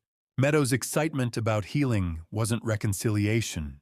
It was something else entirely. Something that made my investigator's instincts scream warning. Meadow's excitement haunted me through October as we transformed the party from social gesture into federal prosecution. Then, 3 weeks before November 8th, Jasper appeared in my study doorway wearing his best suit and asking something he'd never asked in 30 years. May I attend as a guest, sir? Jasper Sterling was 72, my household manager, since Eleanor hired him in 1988. He'd served this house through my wife's cancer, her death, 2 years of investigation, and every quiet morning when grief made even coffee taste like ashes. He'd witnessed 3 decades of family history with the discretion of someone who understood that loyalty meant more than wages. Of course you'll attend as a guest, I said, standing to shake his hand properly. You've been family longer than some of my blood relatives. Please, Jasper. His voice came thick with emotion I'd rarely heard. I've served this house since Mrs. Eleanor hired me. Tomorrow I'll stand beside you as a witness to justice, not just as staff. Havana looked up from the guest list she'd been refining. 16 witnesses on our side, 8 conspirators on theirs. Every guest serves a purpose. This isn't a party, it's a prosecution. The list read like an army assembled across 2 years of careful cultivation. Gwendolyn would document everything for Forbes with camera and notebook. Tobias Vincent, my veteran neighbor, would provide civilian witness testimony. Valerie Gomez, the former mole, would attend as proof of long-term FBI cooperation. Wilfred Poole would represent my Washington political connections. Detective Burt Callahan would fly up from Florida despite terminal cancer, carrying his confession about Orville's 1988 bribe. And 2 more names Havana had added that morning: Margaret Sutherland and Howard Kent, she said, sliding their files across my desk.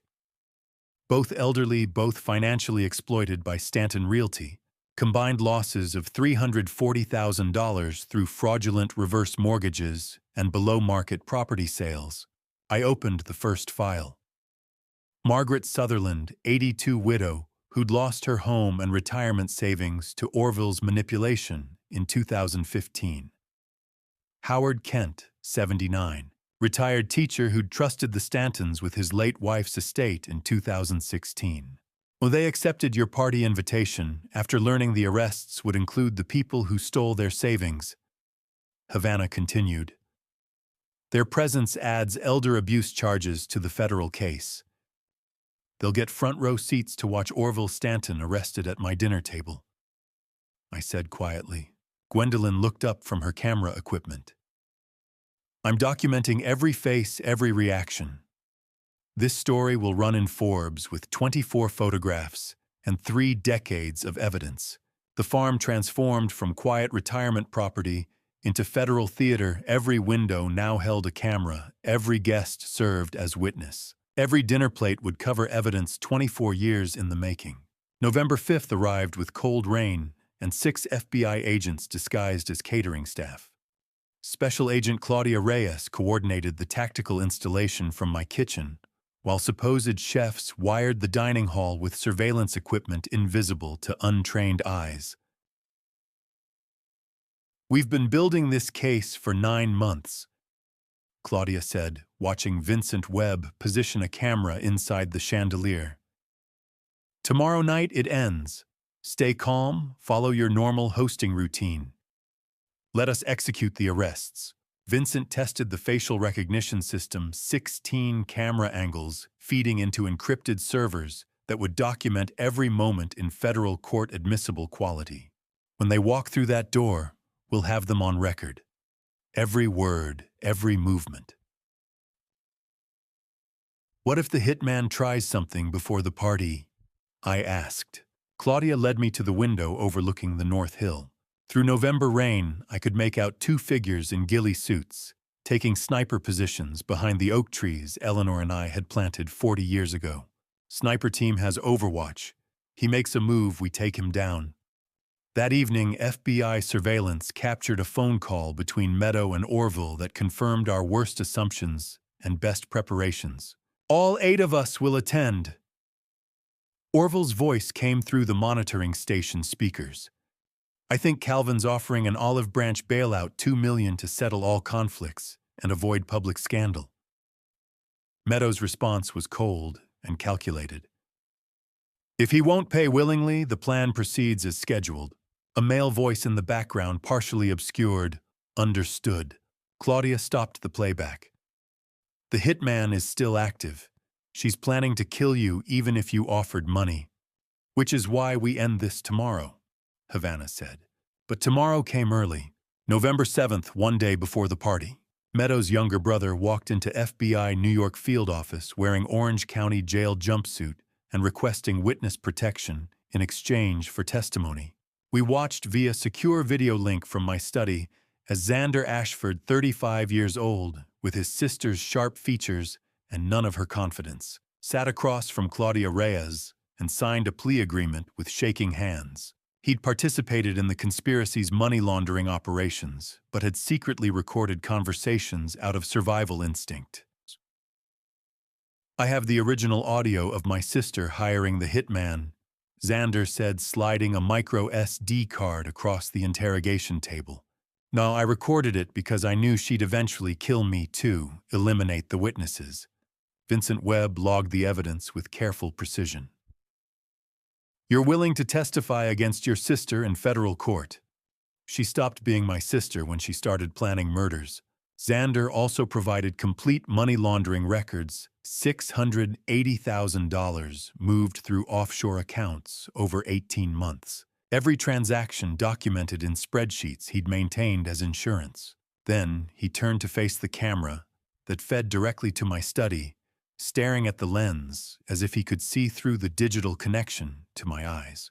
"Tell the professor I'm sorry. My sister was going to kill him. Would have killed me too. I chose to live."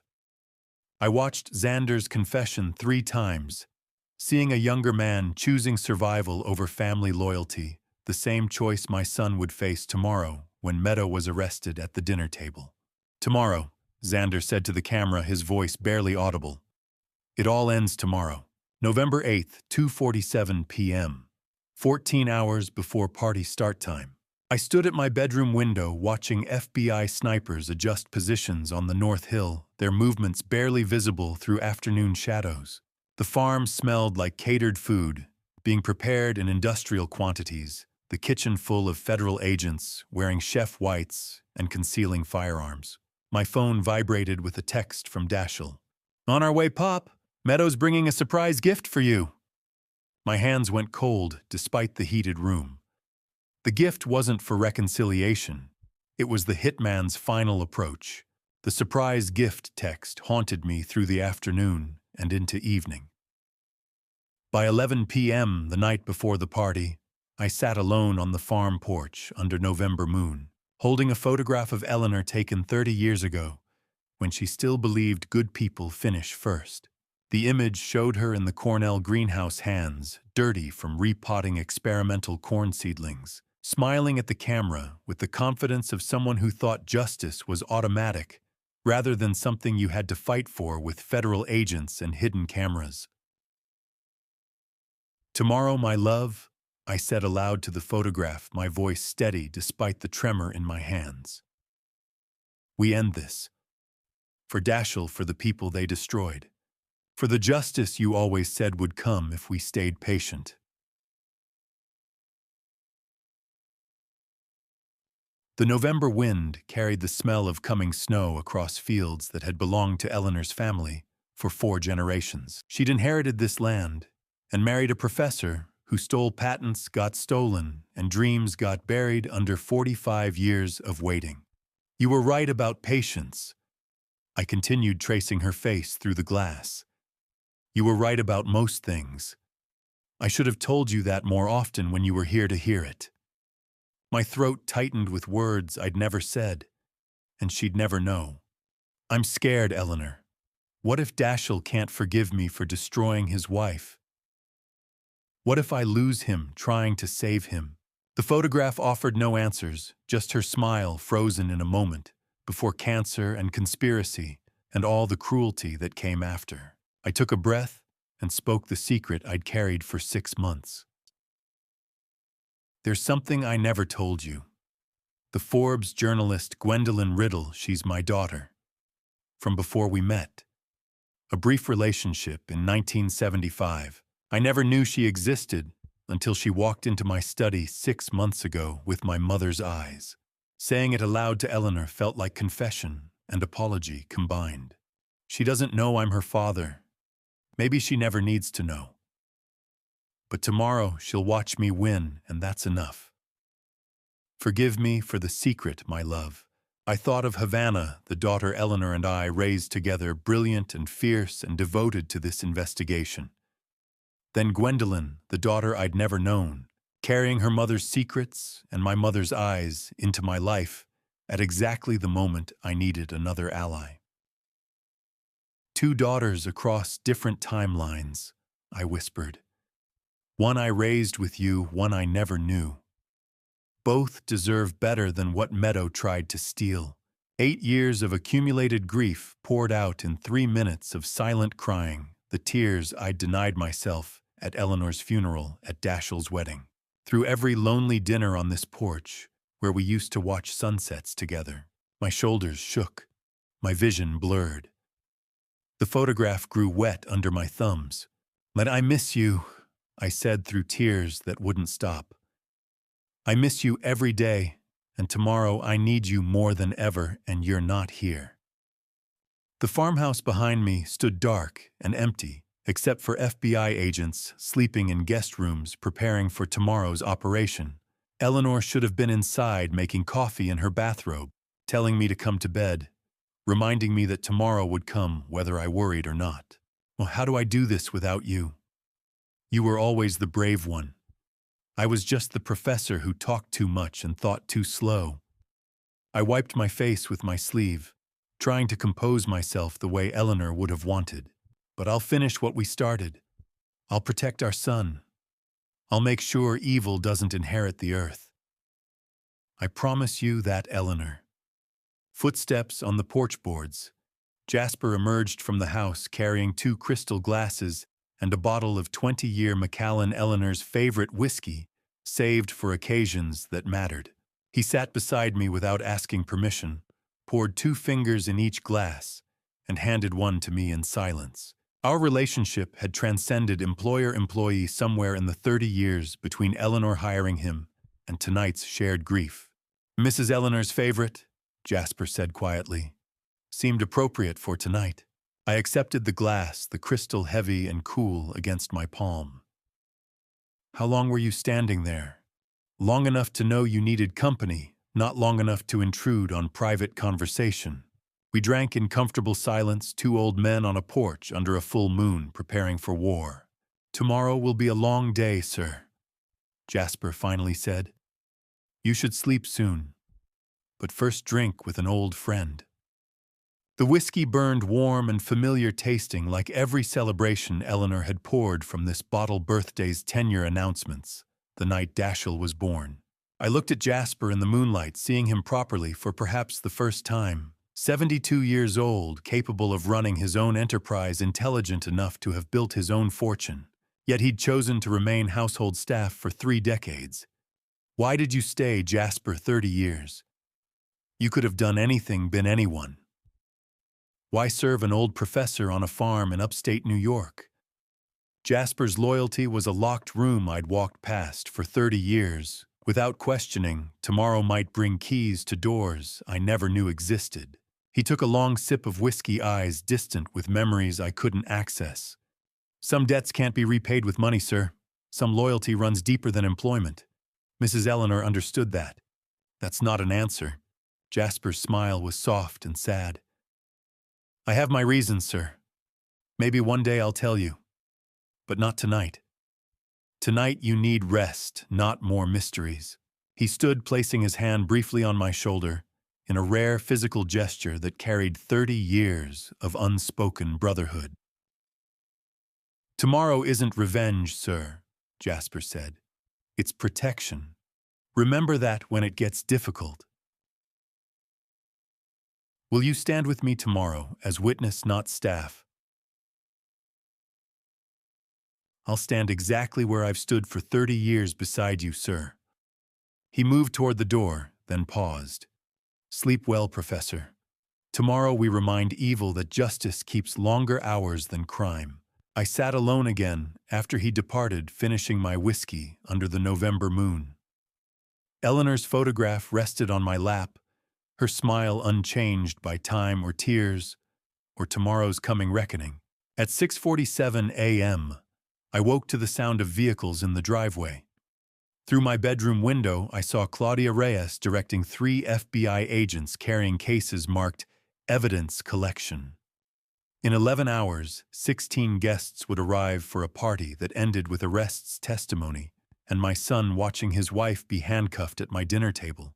The performance of a lifetime began at 6 p.m. sharp. By noon, the FBI had transformed my dining hall into federal courtroom disguised as dinner party. The first car pulled into the driveway at 5:47 p.m., 13 minutes early. Tobias Vincent emerged in a suite he probably hadn't worn since his Marine discharge in 1971. 16 allies arrived between 5:47 and 6:15. Gwendolyn with camera and notebook.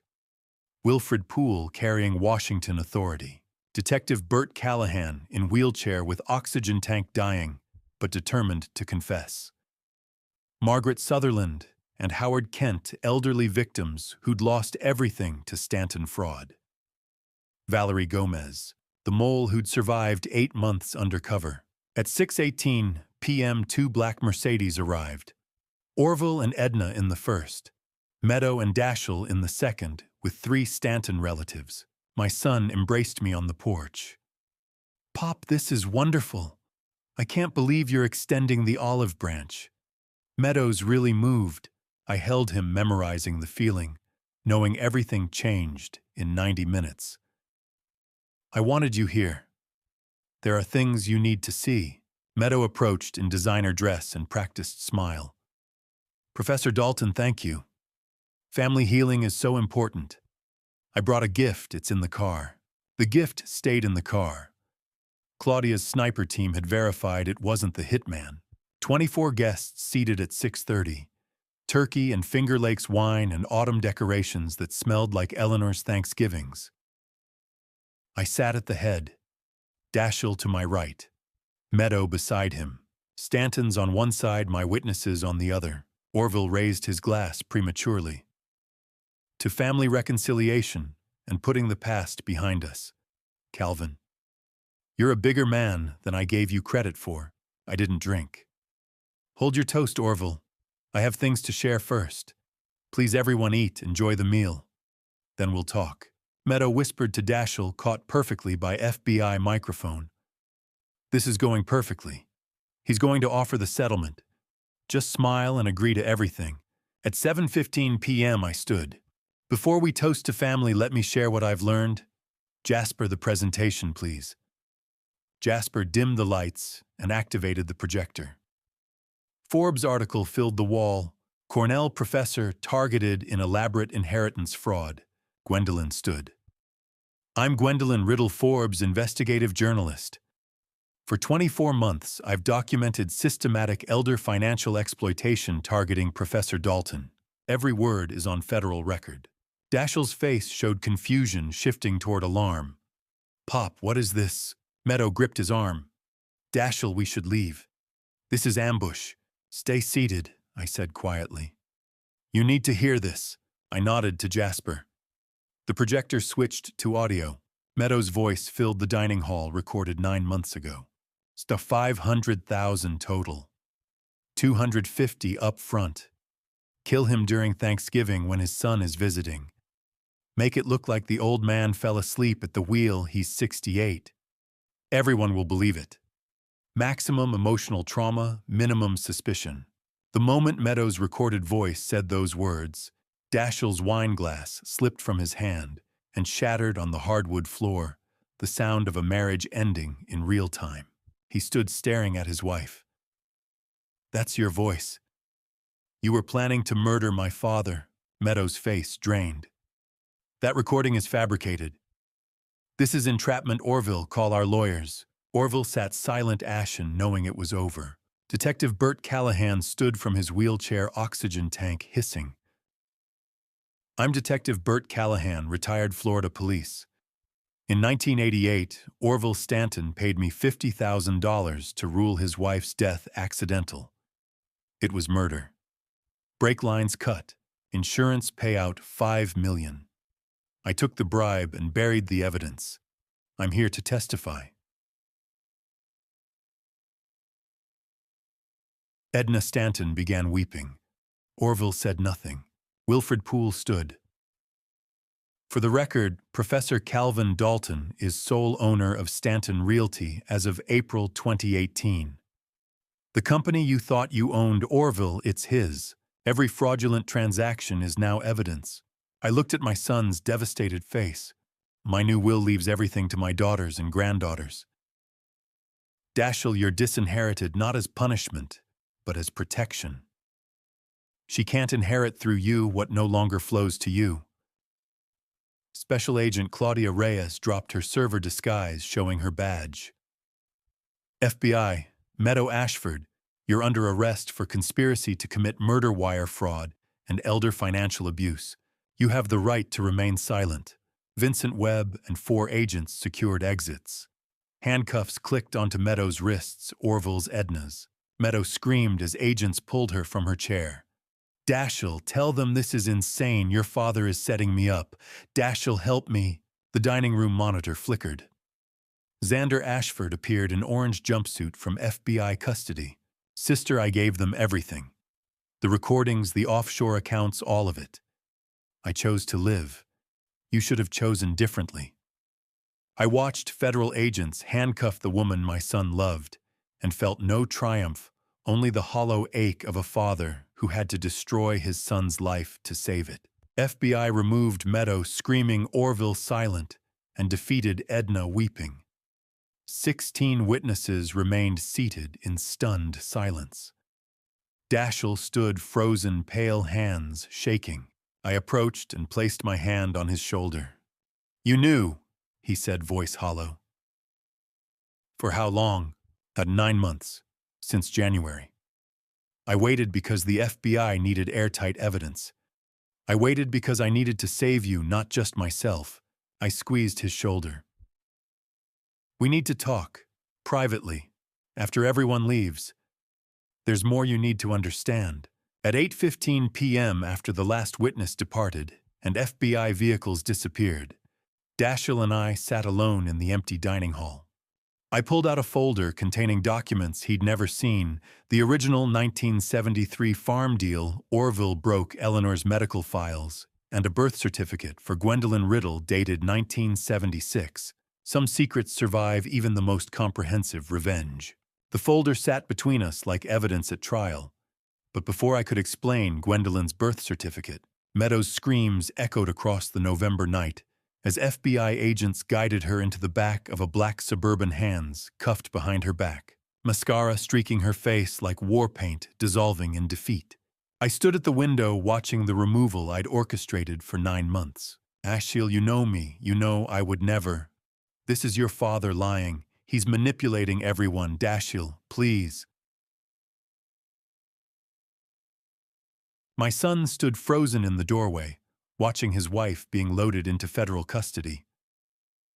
Vincent Webb secured her in the back seat and closed the door, muffling her screams to distant noise. Edna Stanton sobbed silently as Claudia Reyes walked her to a second vehicle, face buried in hands, the architect's wife, who'd known about fraud for decades, and said nothing. Orville walked with military posture despite handcuffs, spine straight, shoulders back. At the vehicle door, he turned and locked eyes with me for 5 seconds. No words exchanged, just acknowledgement that a 45-year war ended tonight and he'd lost. You won, Professor, he said quietly, voice carrying across the driveway. 45 years. Congratulations. I said nothing. There was nothing left to say.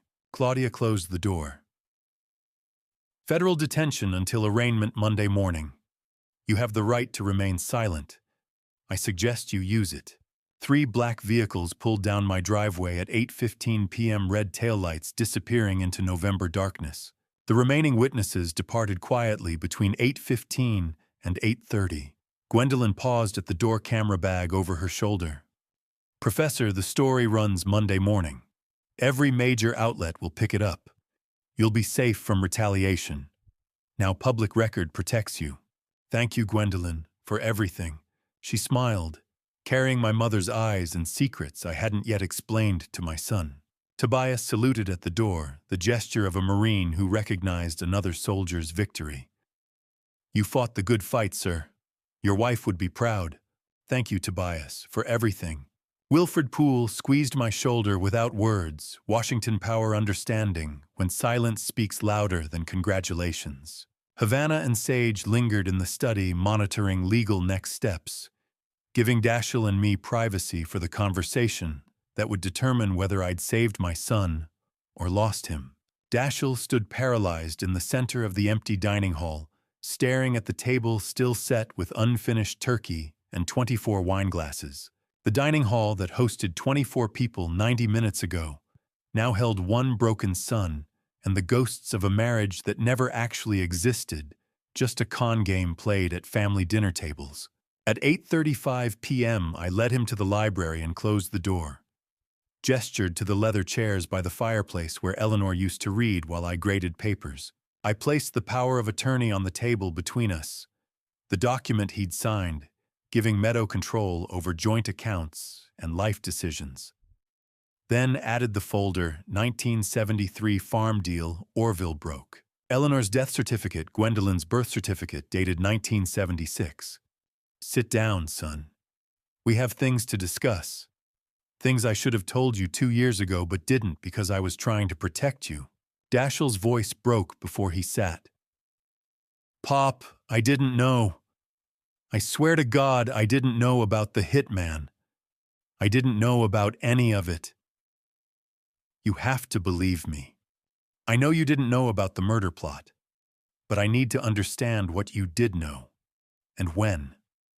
Start from the beginning. He collapsed into the chair, and the confession poured out through tears. I knew she didn't want me talking to you. I knew the phone calls stopped. I told myself it was healthy independence, that Mom's death made me too dependent on you. I was wrong. I listened for 20 minutes without interrupting, watching my son dismantle his own excuses. I signed the power of attorney because she said every married couple does it. I didn't read it. I trusted her. His hands shook, gripping the chair arms. I noticed money moving between accounts. She said it was normal investment strategy, MBA, stuff I wouldn't understand.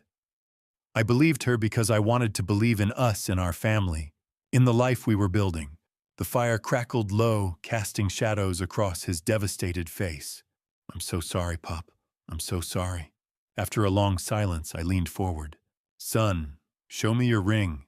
The wedding ring. He looked confused, but pulled off the gold band and handed it to me.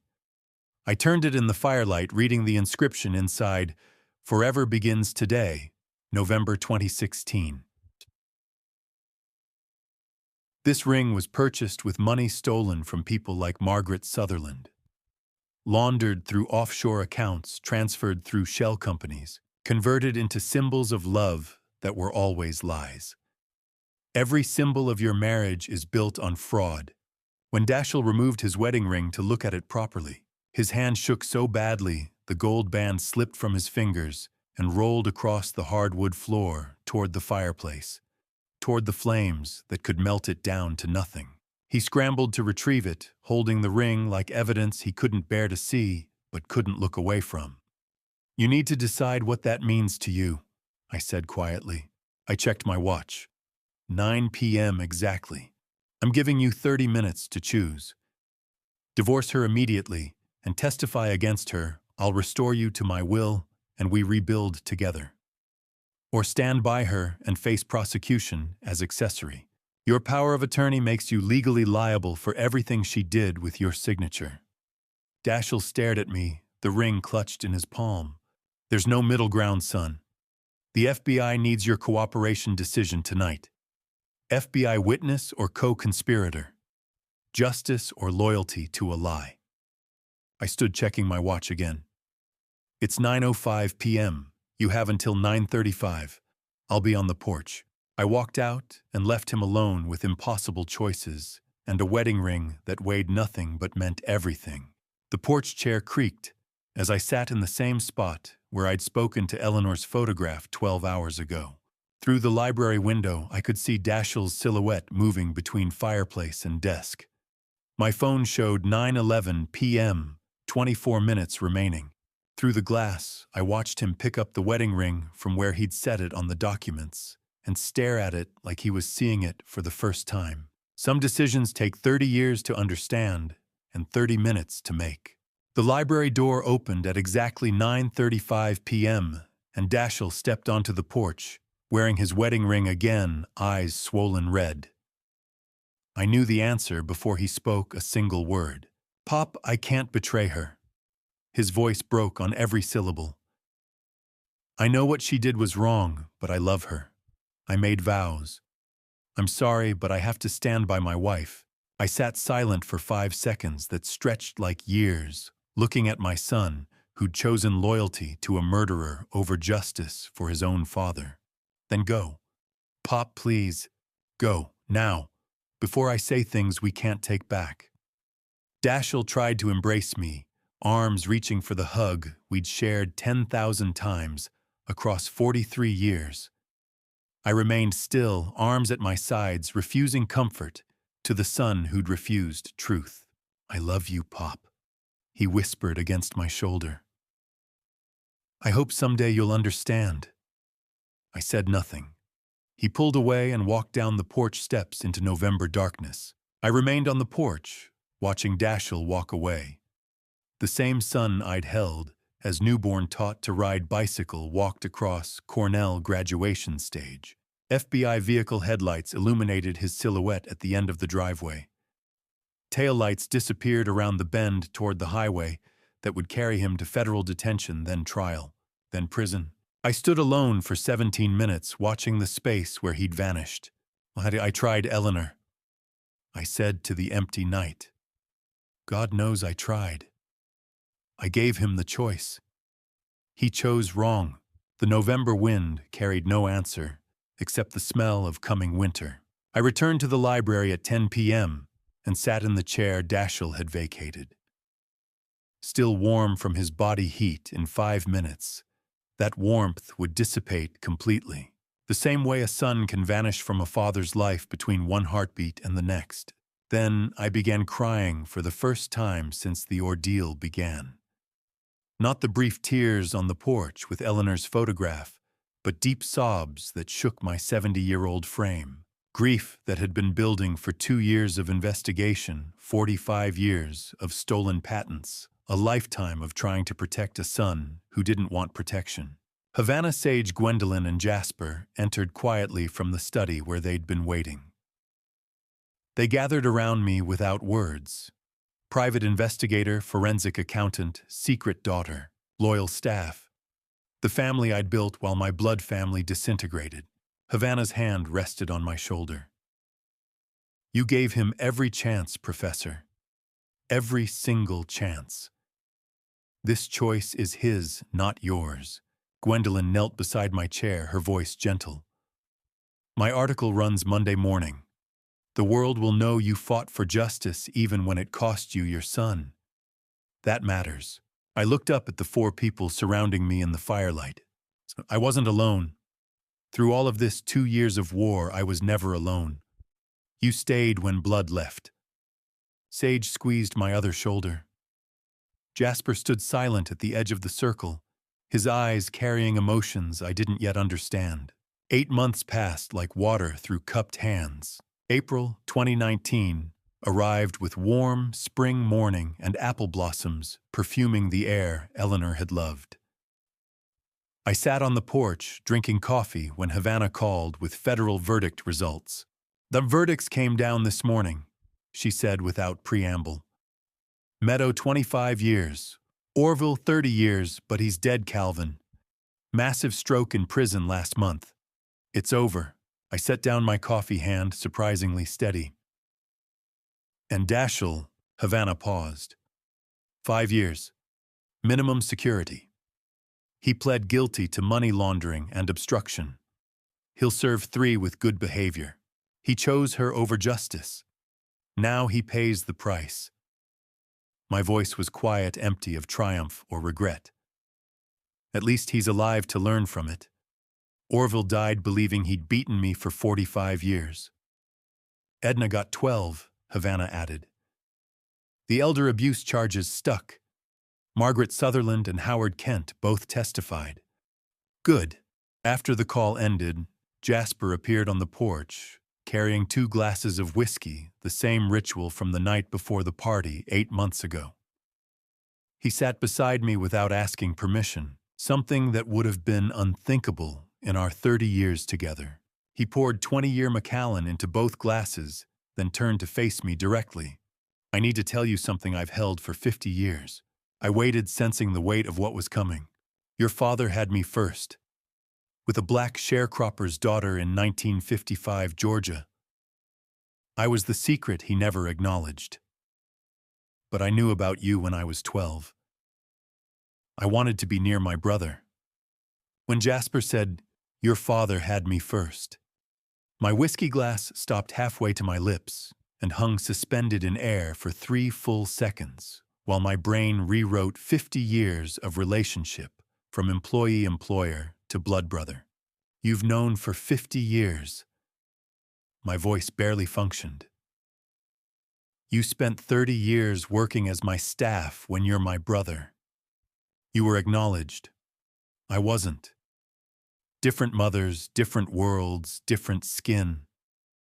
He gestured to his dark hands against my pale ones. But same blood, same father who couldn't claim both sons without destroying the life he'd built. I stared at the man who'd served Eleanor's funeral tea, who'd smiled mysteriously before the Forbes article, who'd stood beside me through everything. I've watched over you your whole life, Jasper said quietly. And I need to tell you something else. Your doctor called me yesterday. Your heart won't last another year. The stress of this case, it's taken more than you know. The apple blossoms smelled sweeter suddenly, or perhaps mortality sharpened every sense. How long have I got?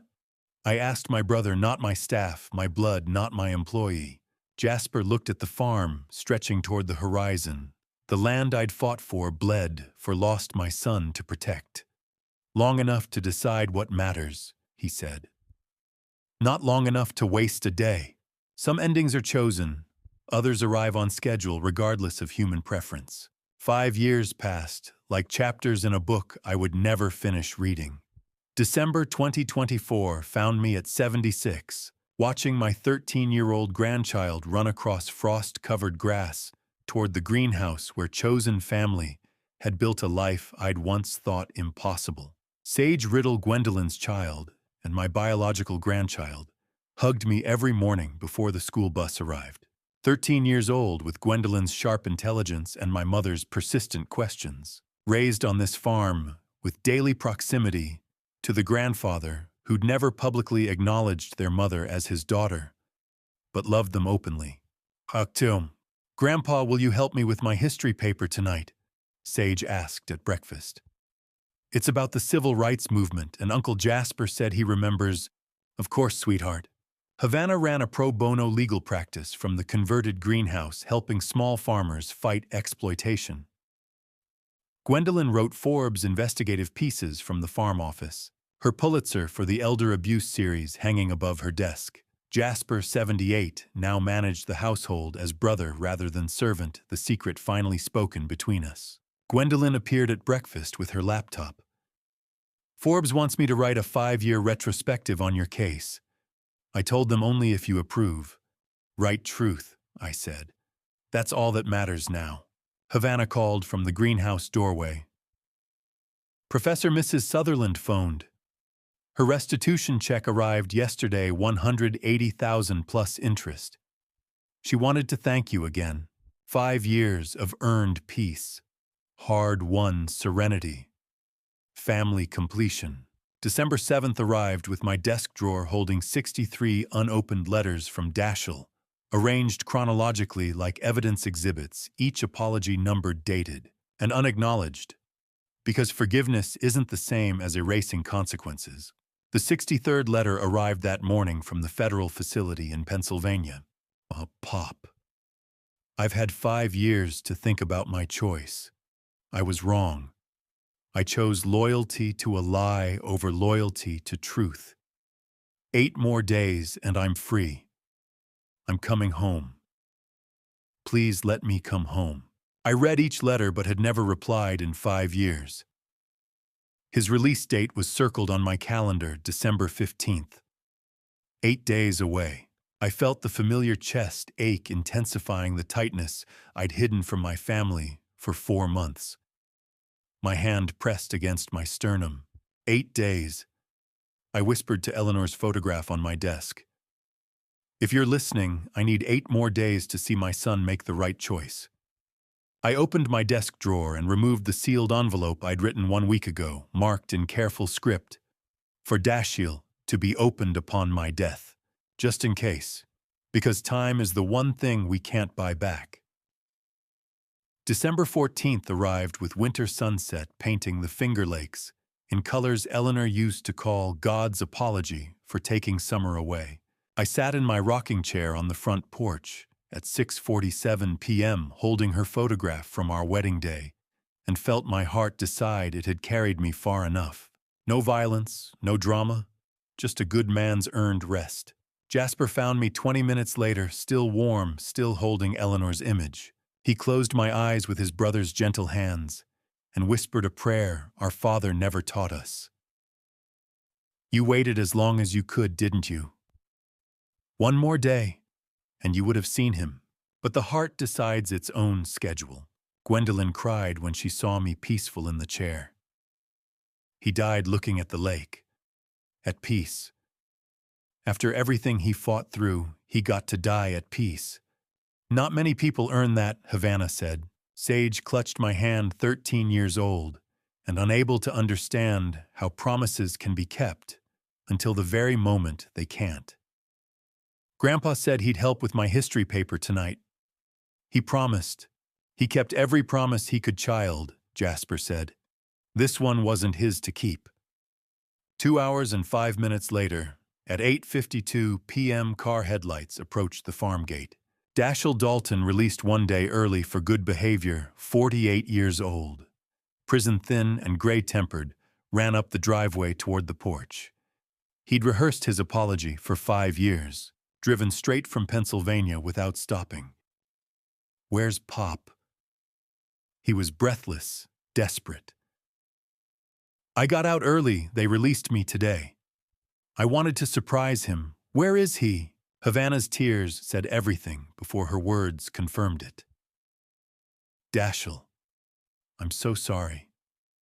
He passed 2 hours ago. Peacefully. He was waiting for you. His heart it couldn't wait one more day. Dashiell's prison release papers said 8 a.m. departure. 2-hour drive should have brought him by 10:30 a.m.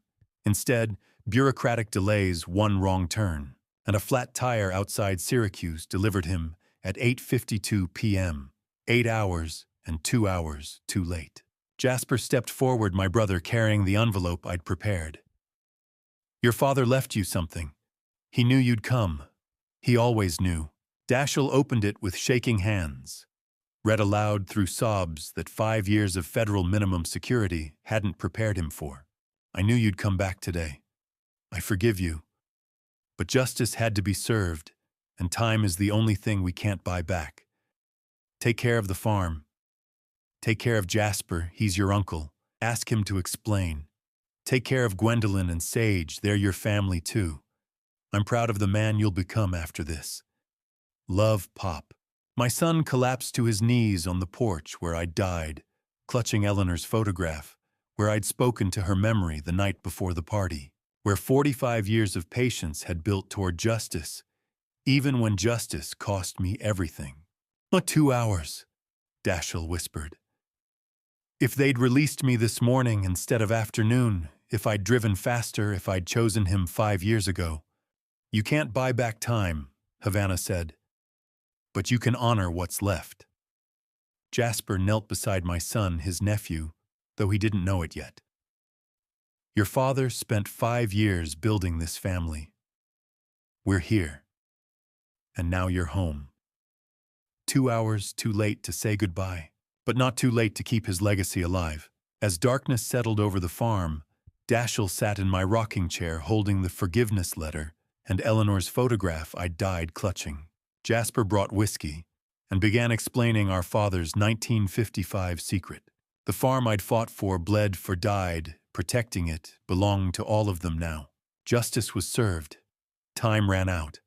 Love survived both. Some stories end with triumph. This one ends with truth. And to you listening to my story, remember this: justice isn't about revenge. It's about protecting the people you love from those who would destroy them. Looking back, I wonder if I should have confronted Meadow earlier, saved my son from prison. But I learned that sometimes the hardest lesson is the one that sticks. I gave Dashiell a choice between truth and loyalty to a lie. He chose wrong, paid the price, and became better for it. Don't make my mistake of waiting too long, but don't act too fast either. This family story taught me that evil doesn't always announce itself with fangs and claws. Sometimes it walks through your door wearing a wedding dress and a practiced smile, as Grandpa stories go. Mine isn't about teaching my grandson to ride a bike. It's about teaching him to recognize predators who disguise themselves as family. I believe God put me through this trial to protect not just my son, but every elderly person being exploited by someone they trusted. Time is the one currency we can't buy back. Use yours to protect what matters, not to delay justice out of fear. If this family story resonated with you, please leave a comment below telling me what you think. Have you ever had to choose between loyalty and truth? Share this with someone who needs to hear it.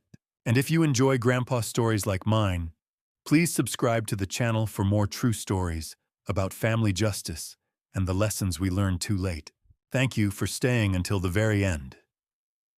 This story contains fictionalized elements for dramatic and educational purposes, but the lessons about protecting family and seeking justice are very real.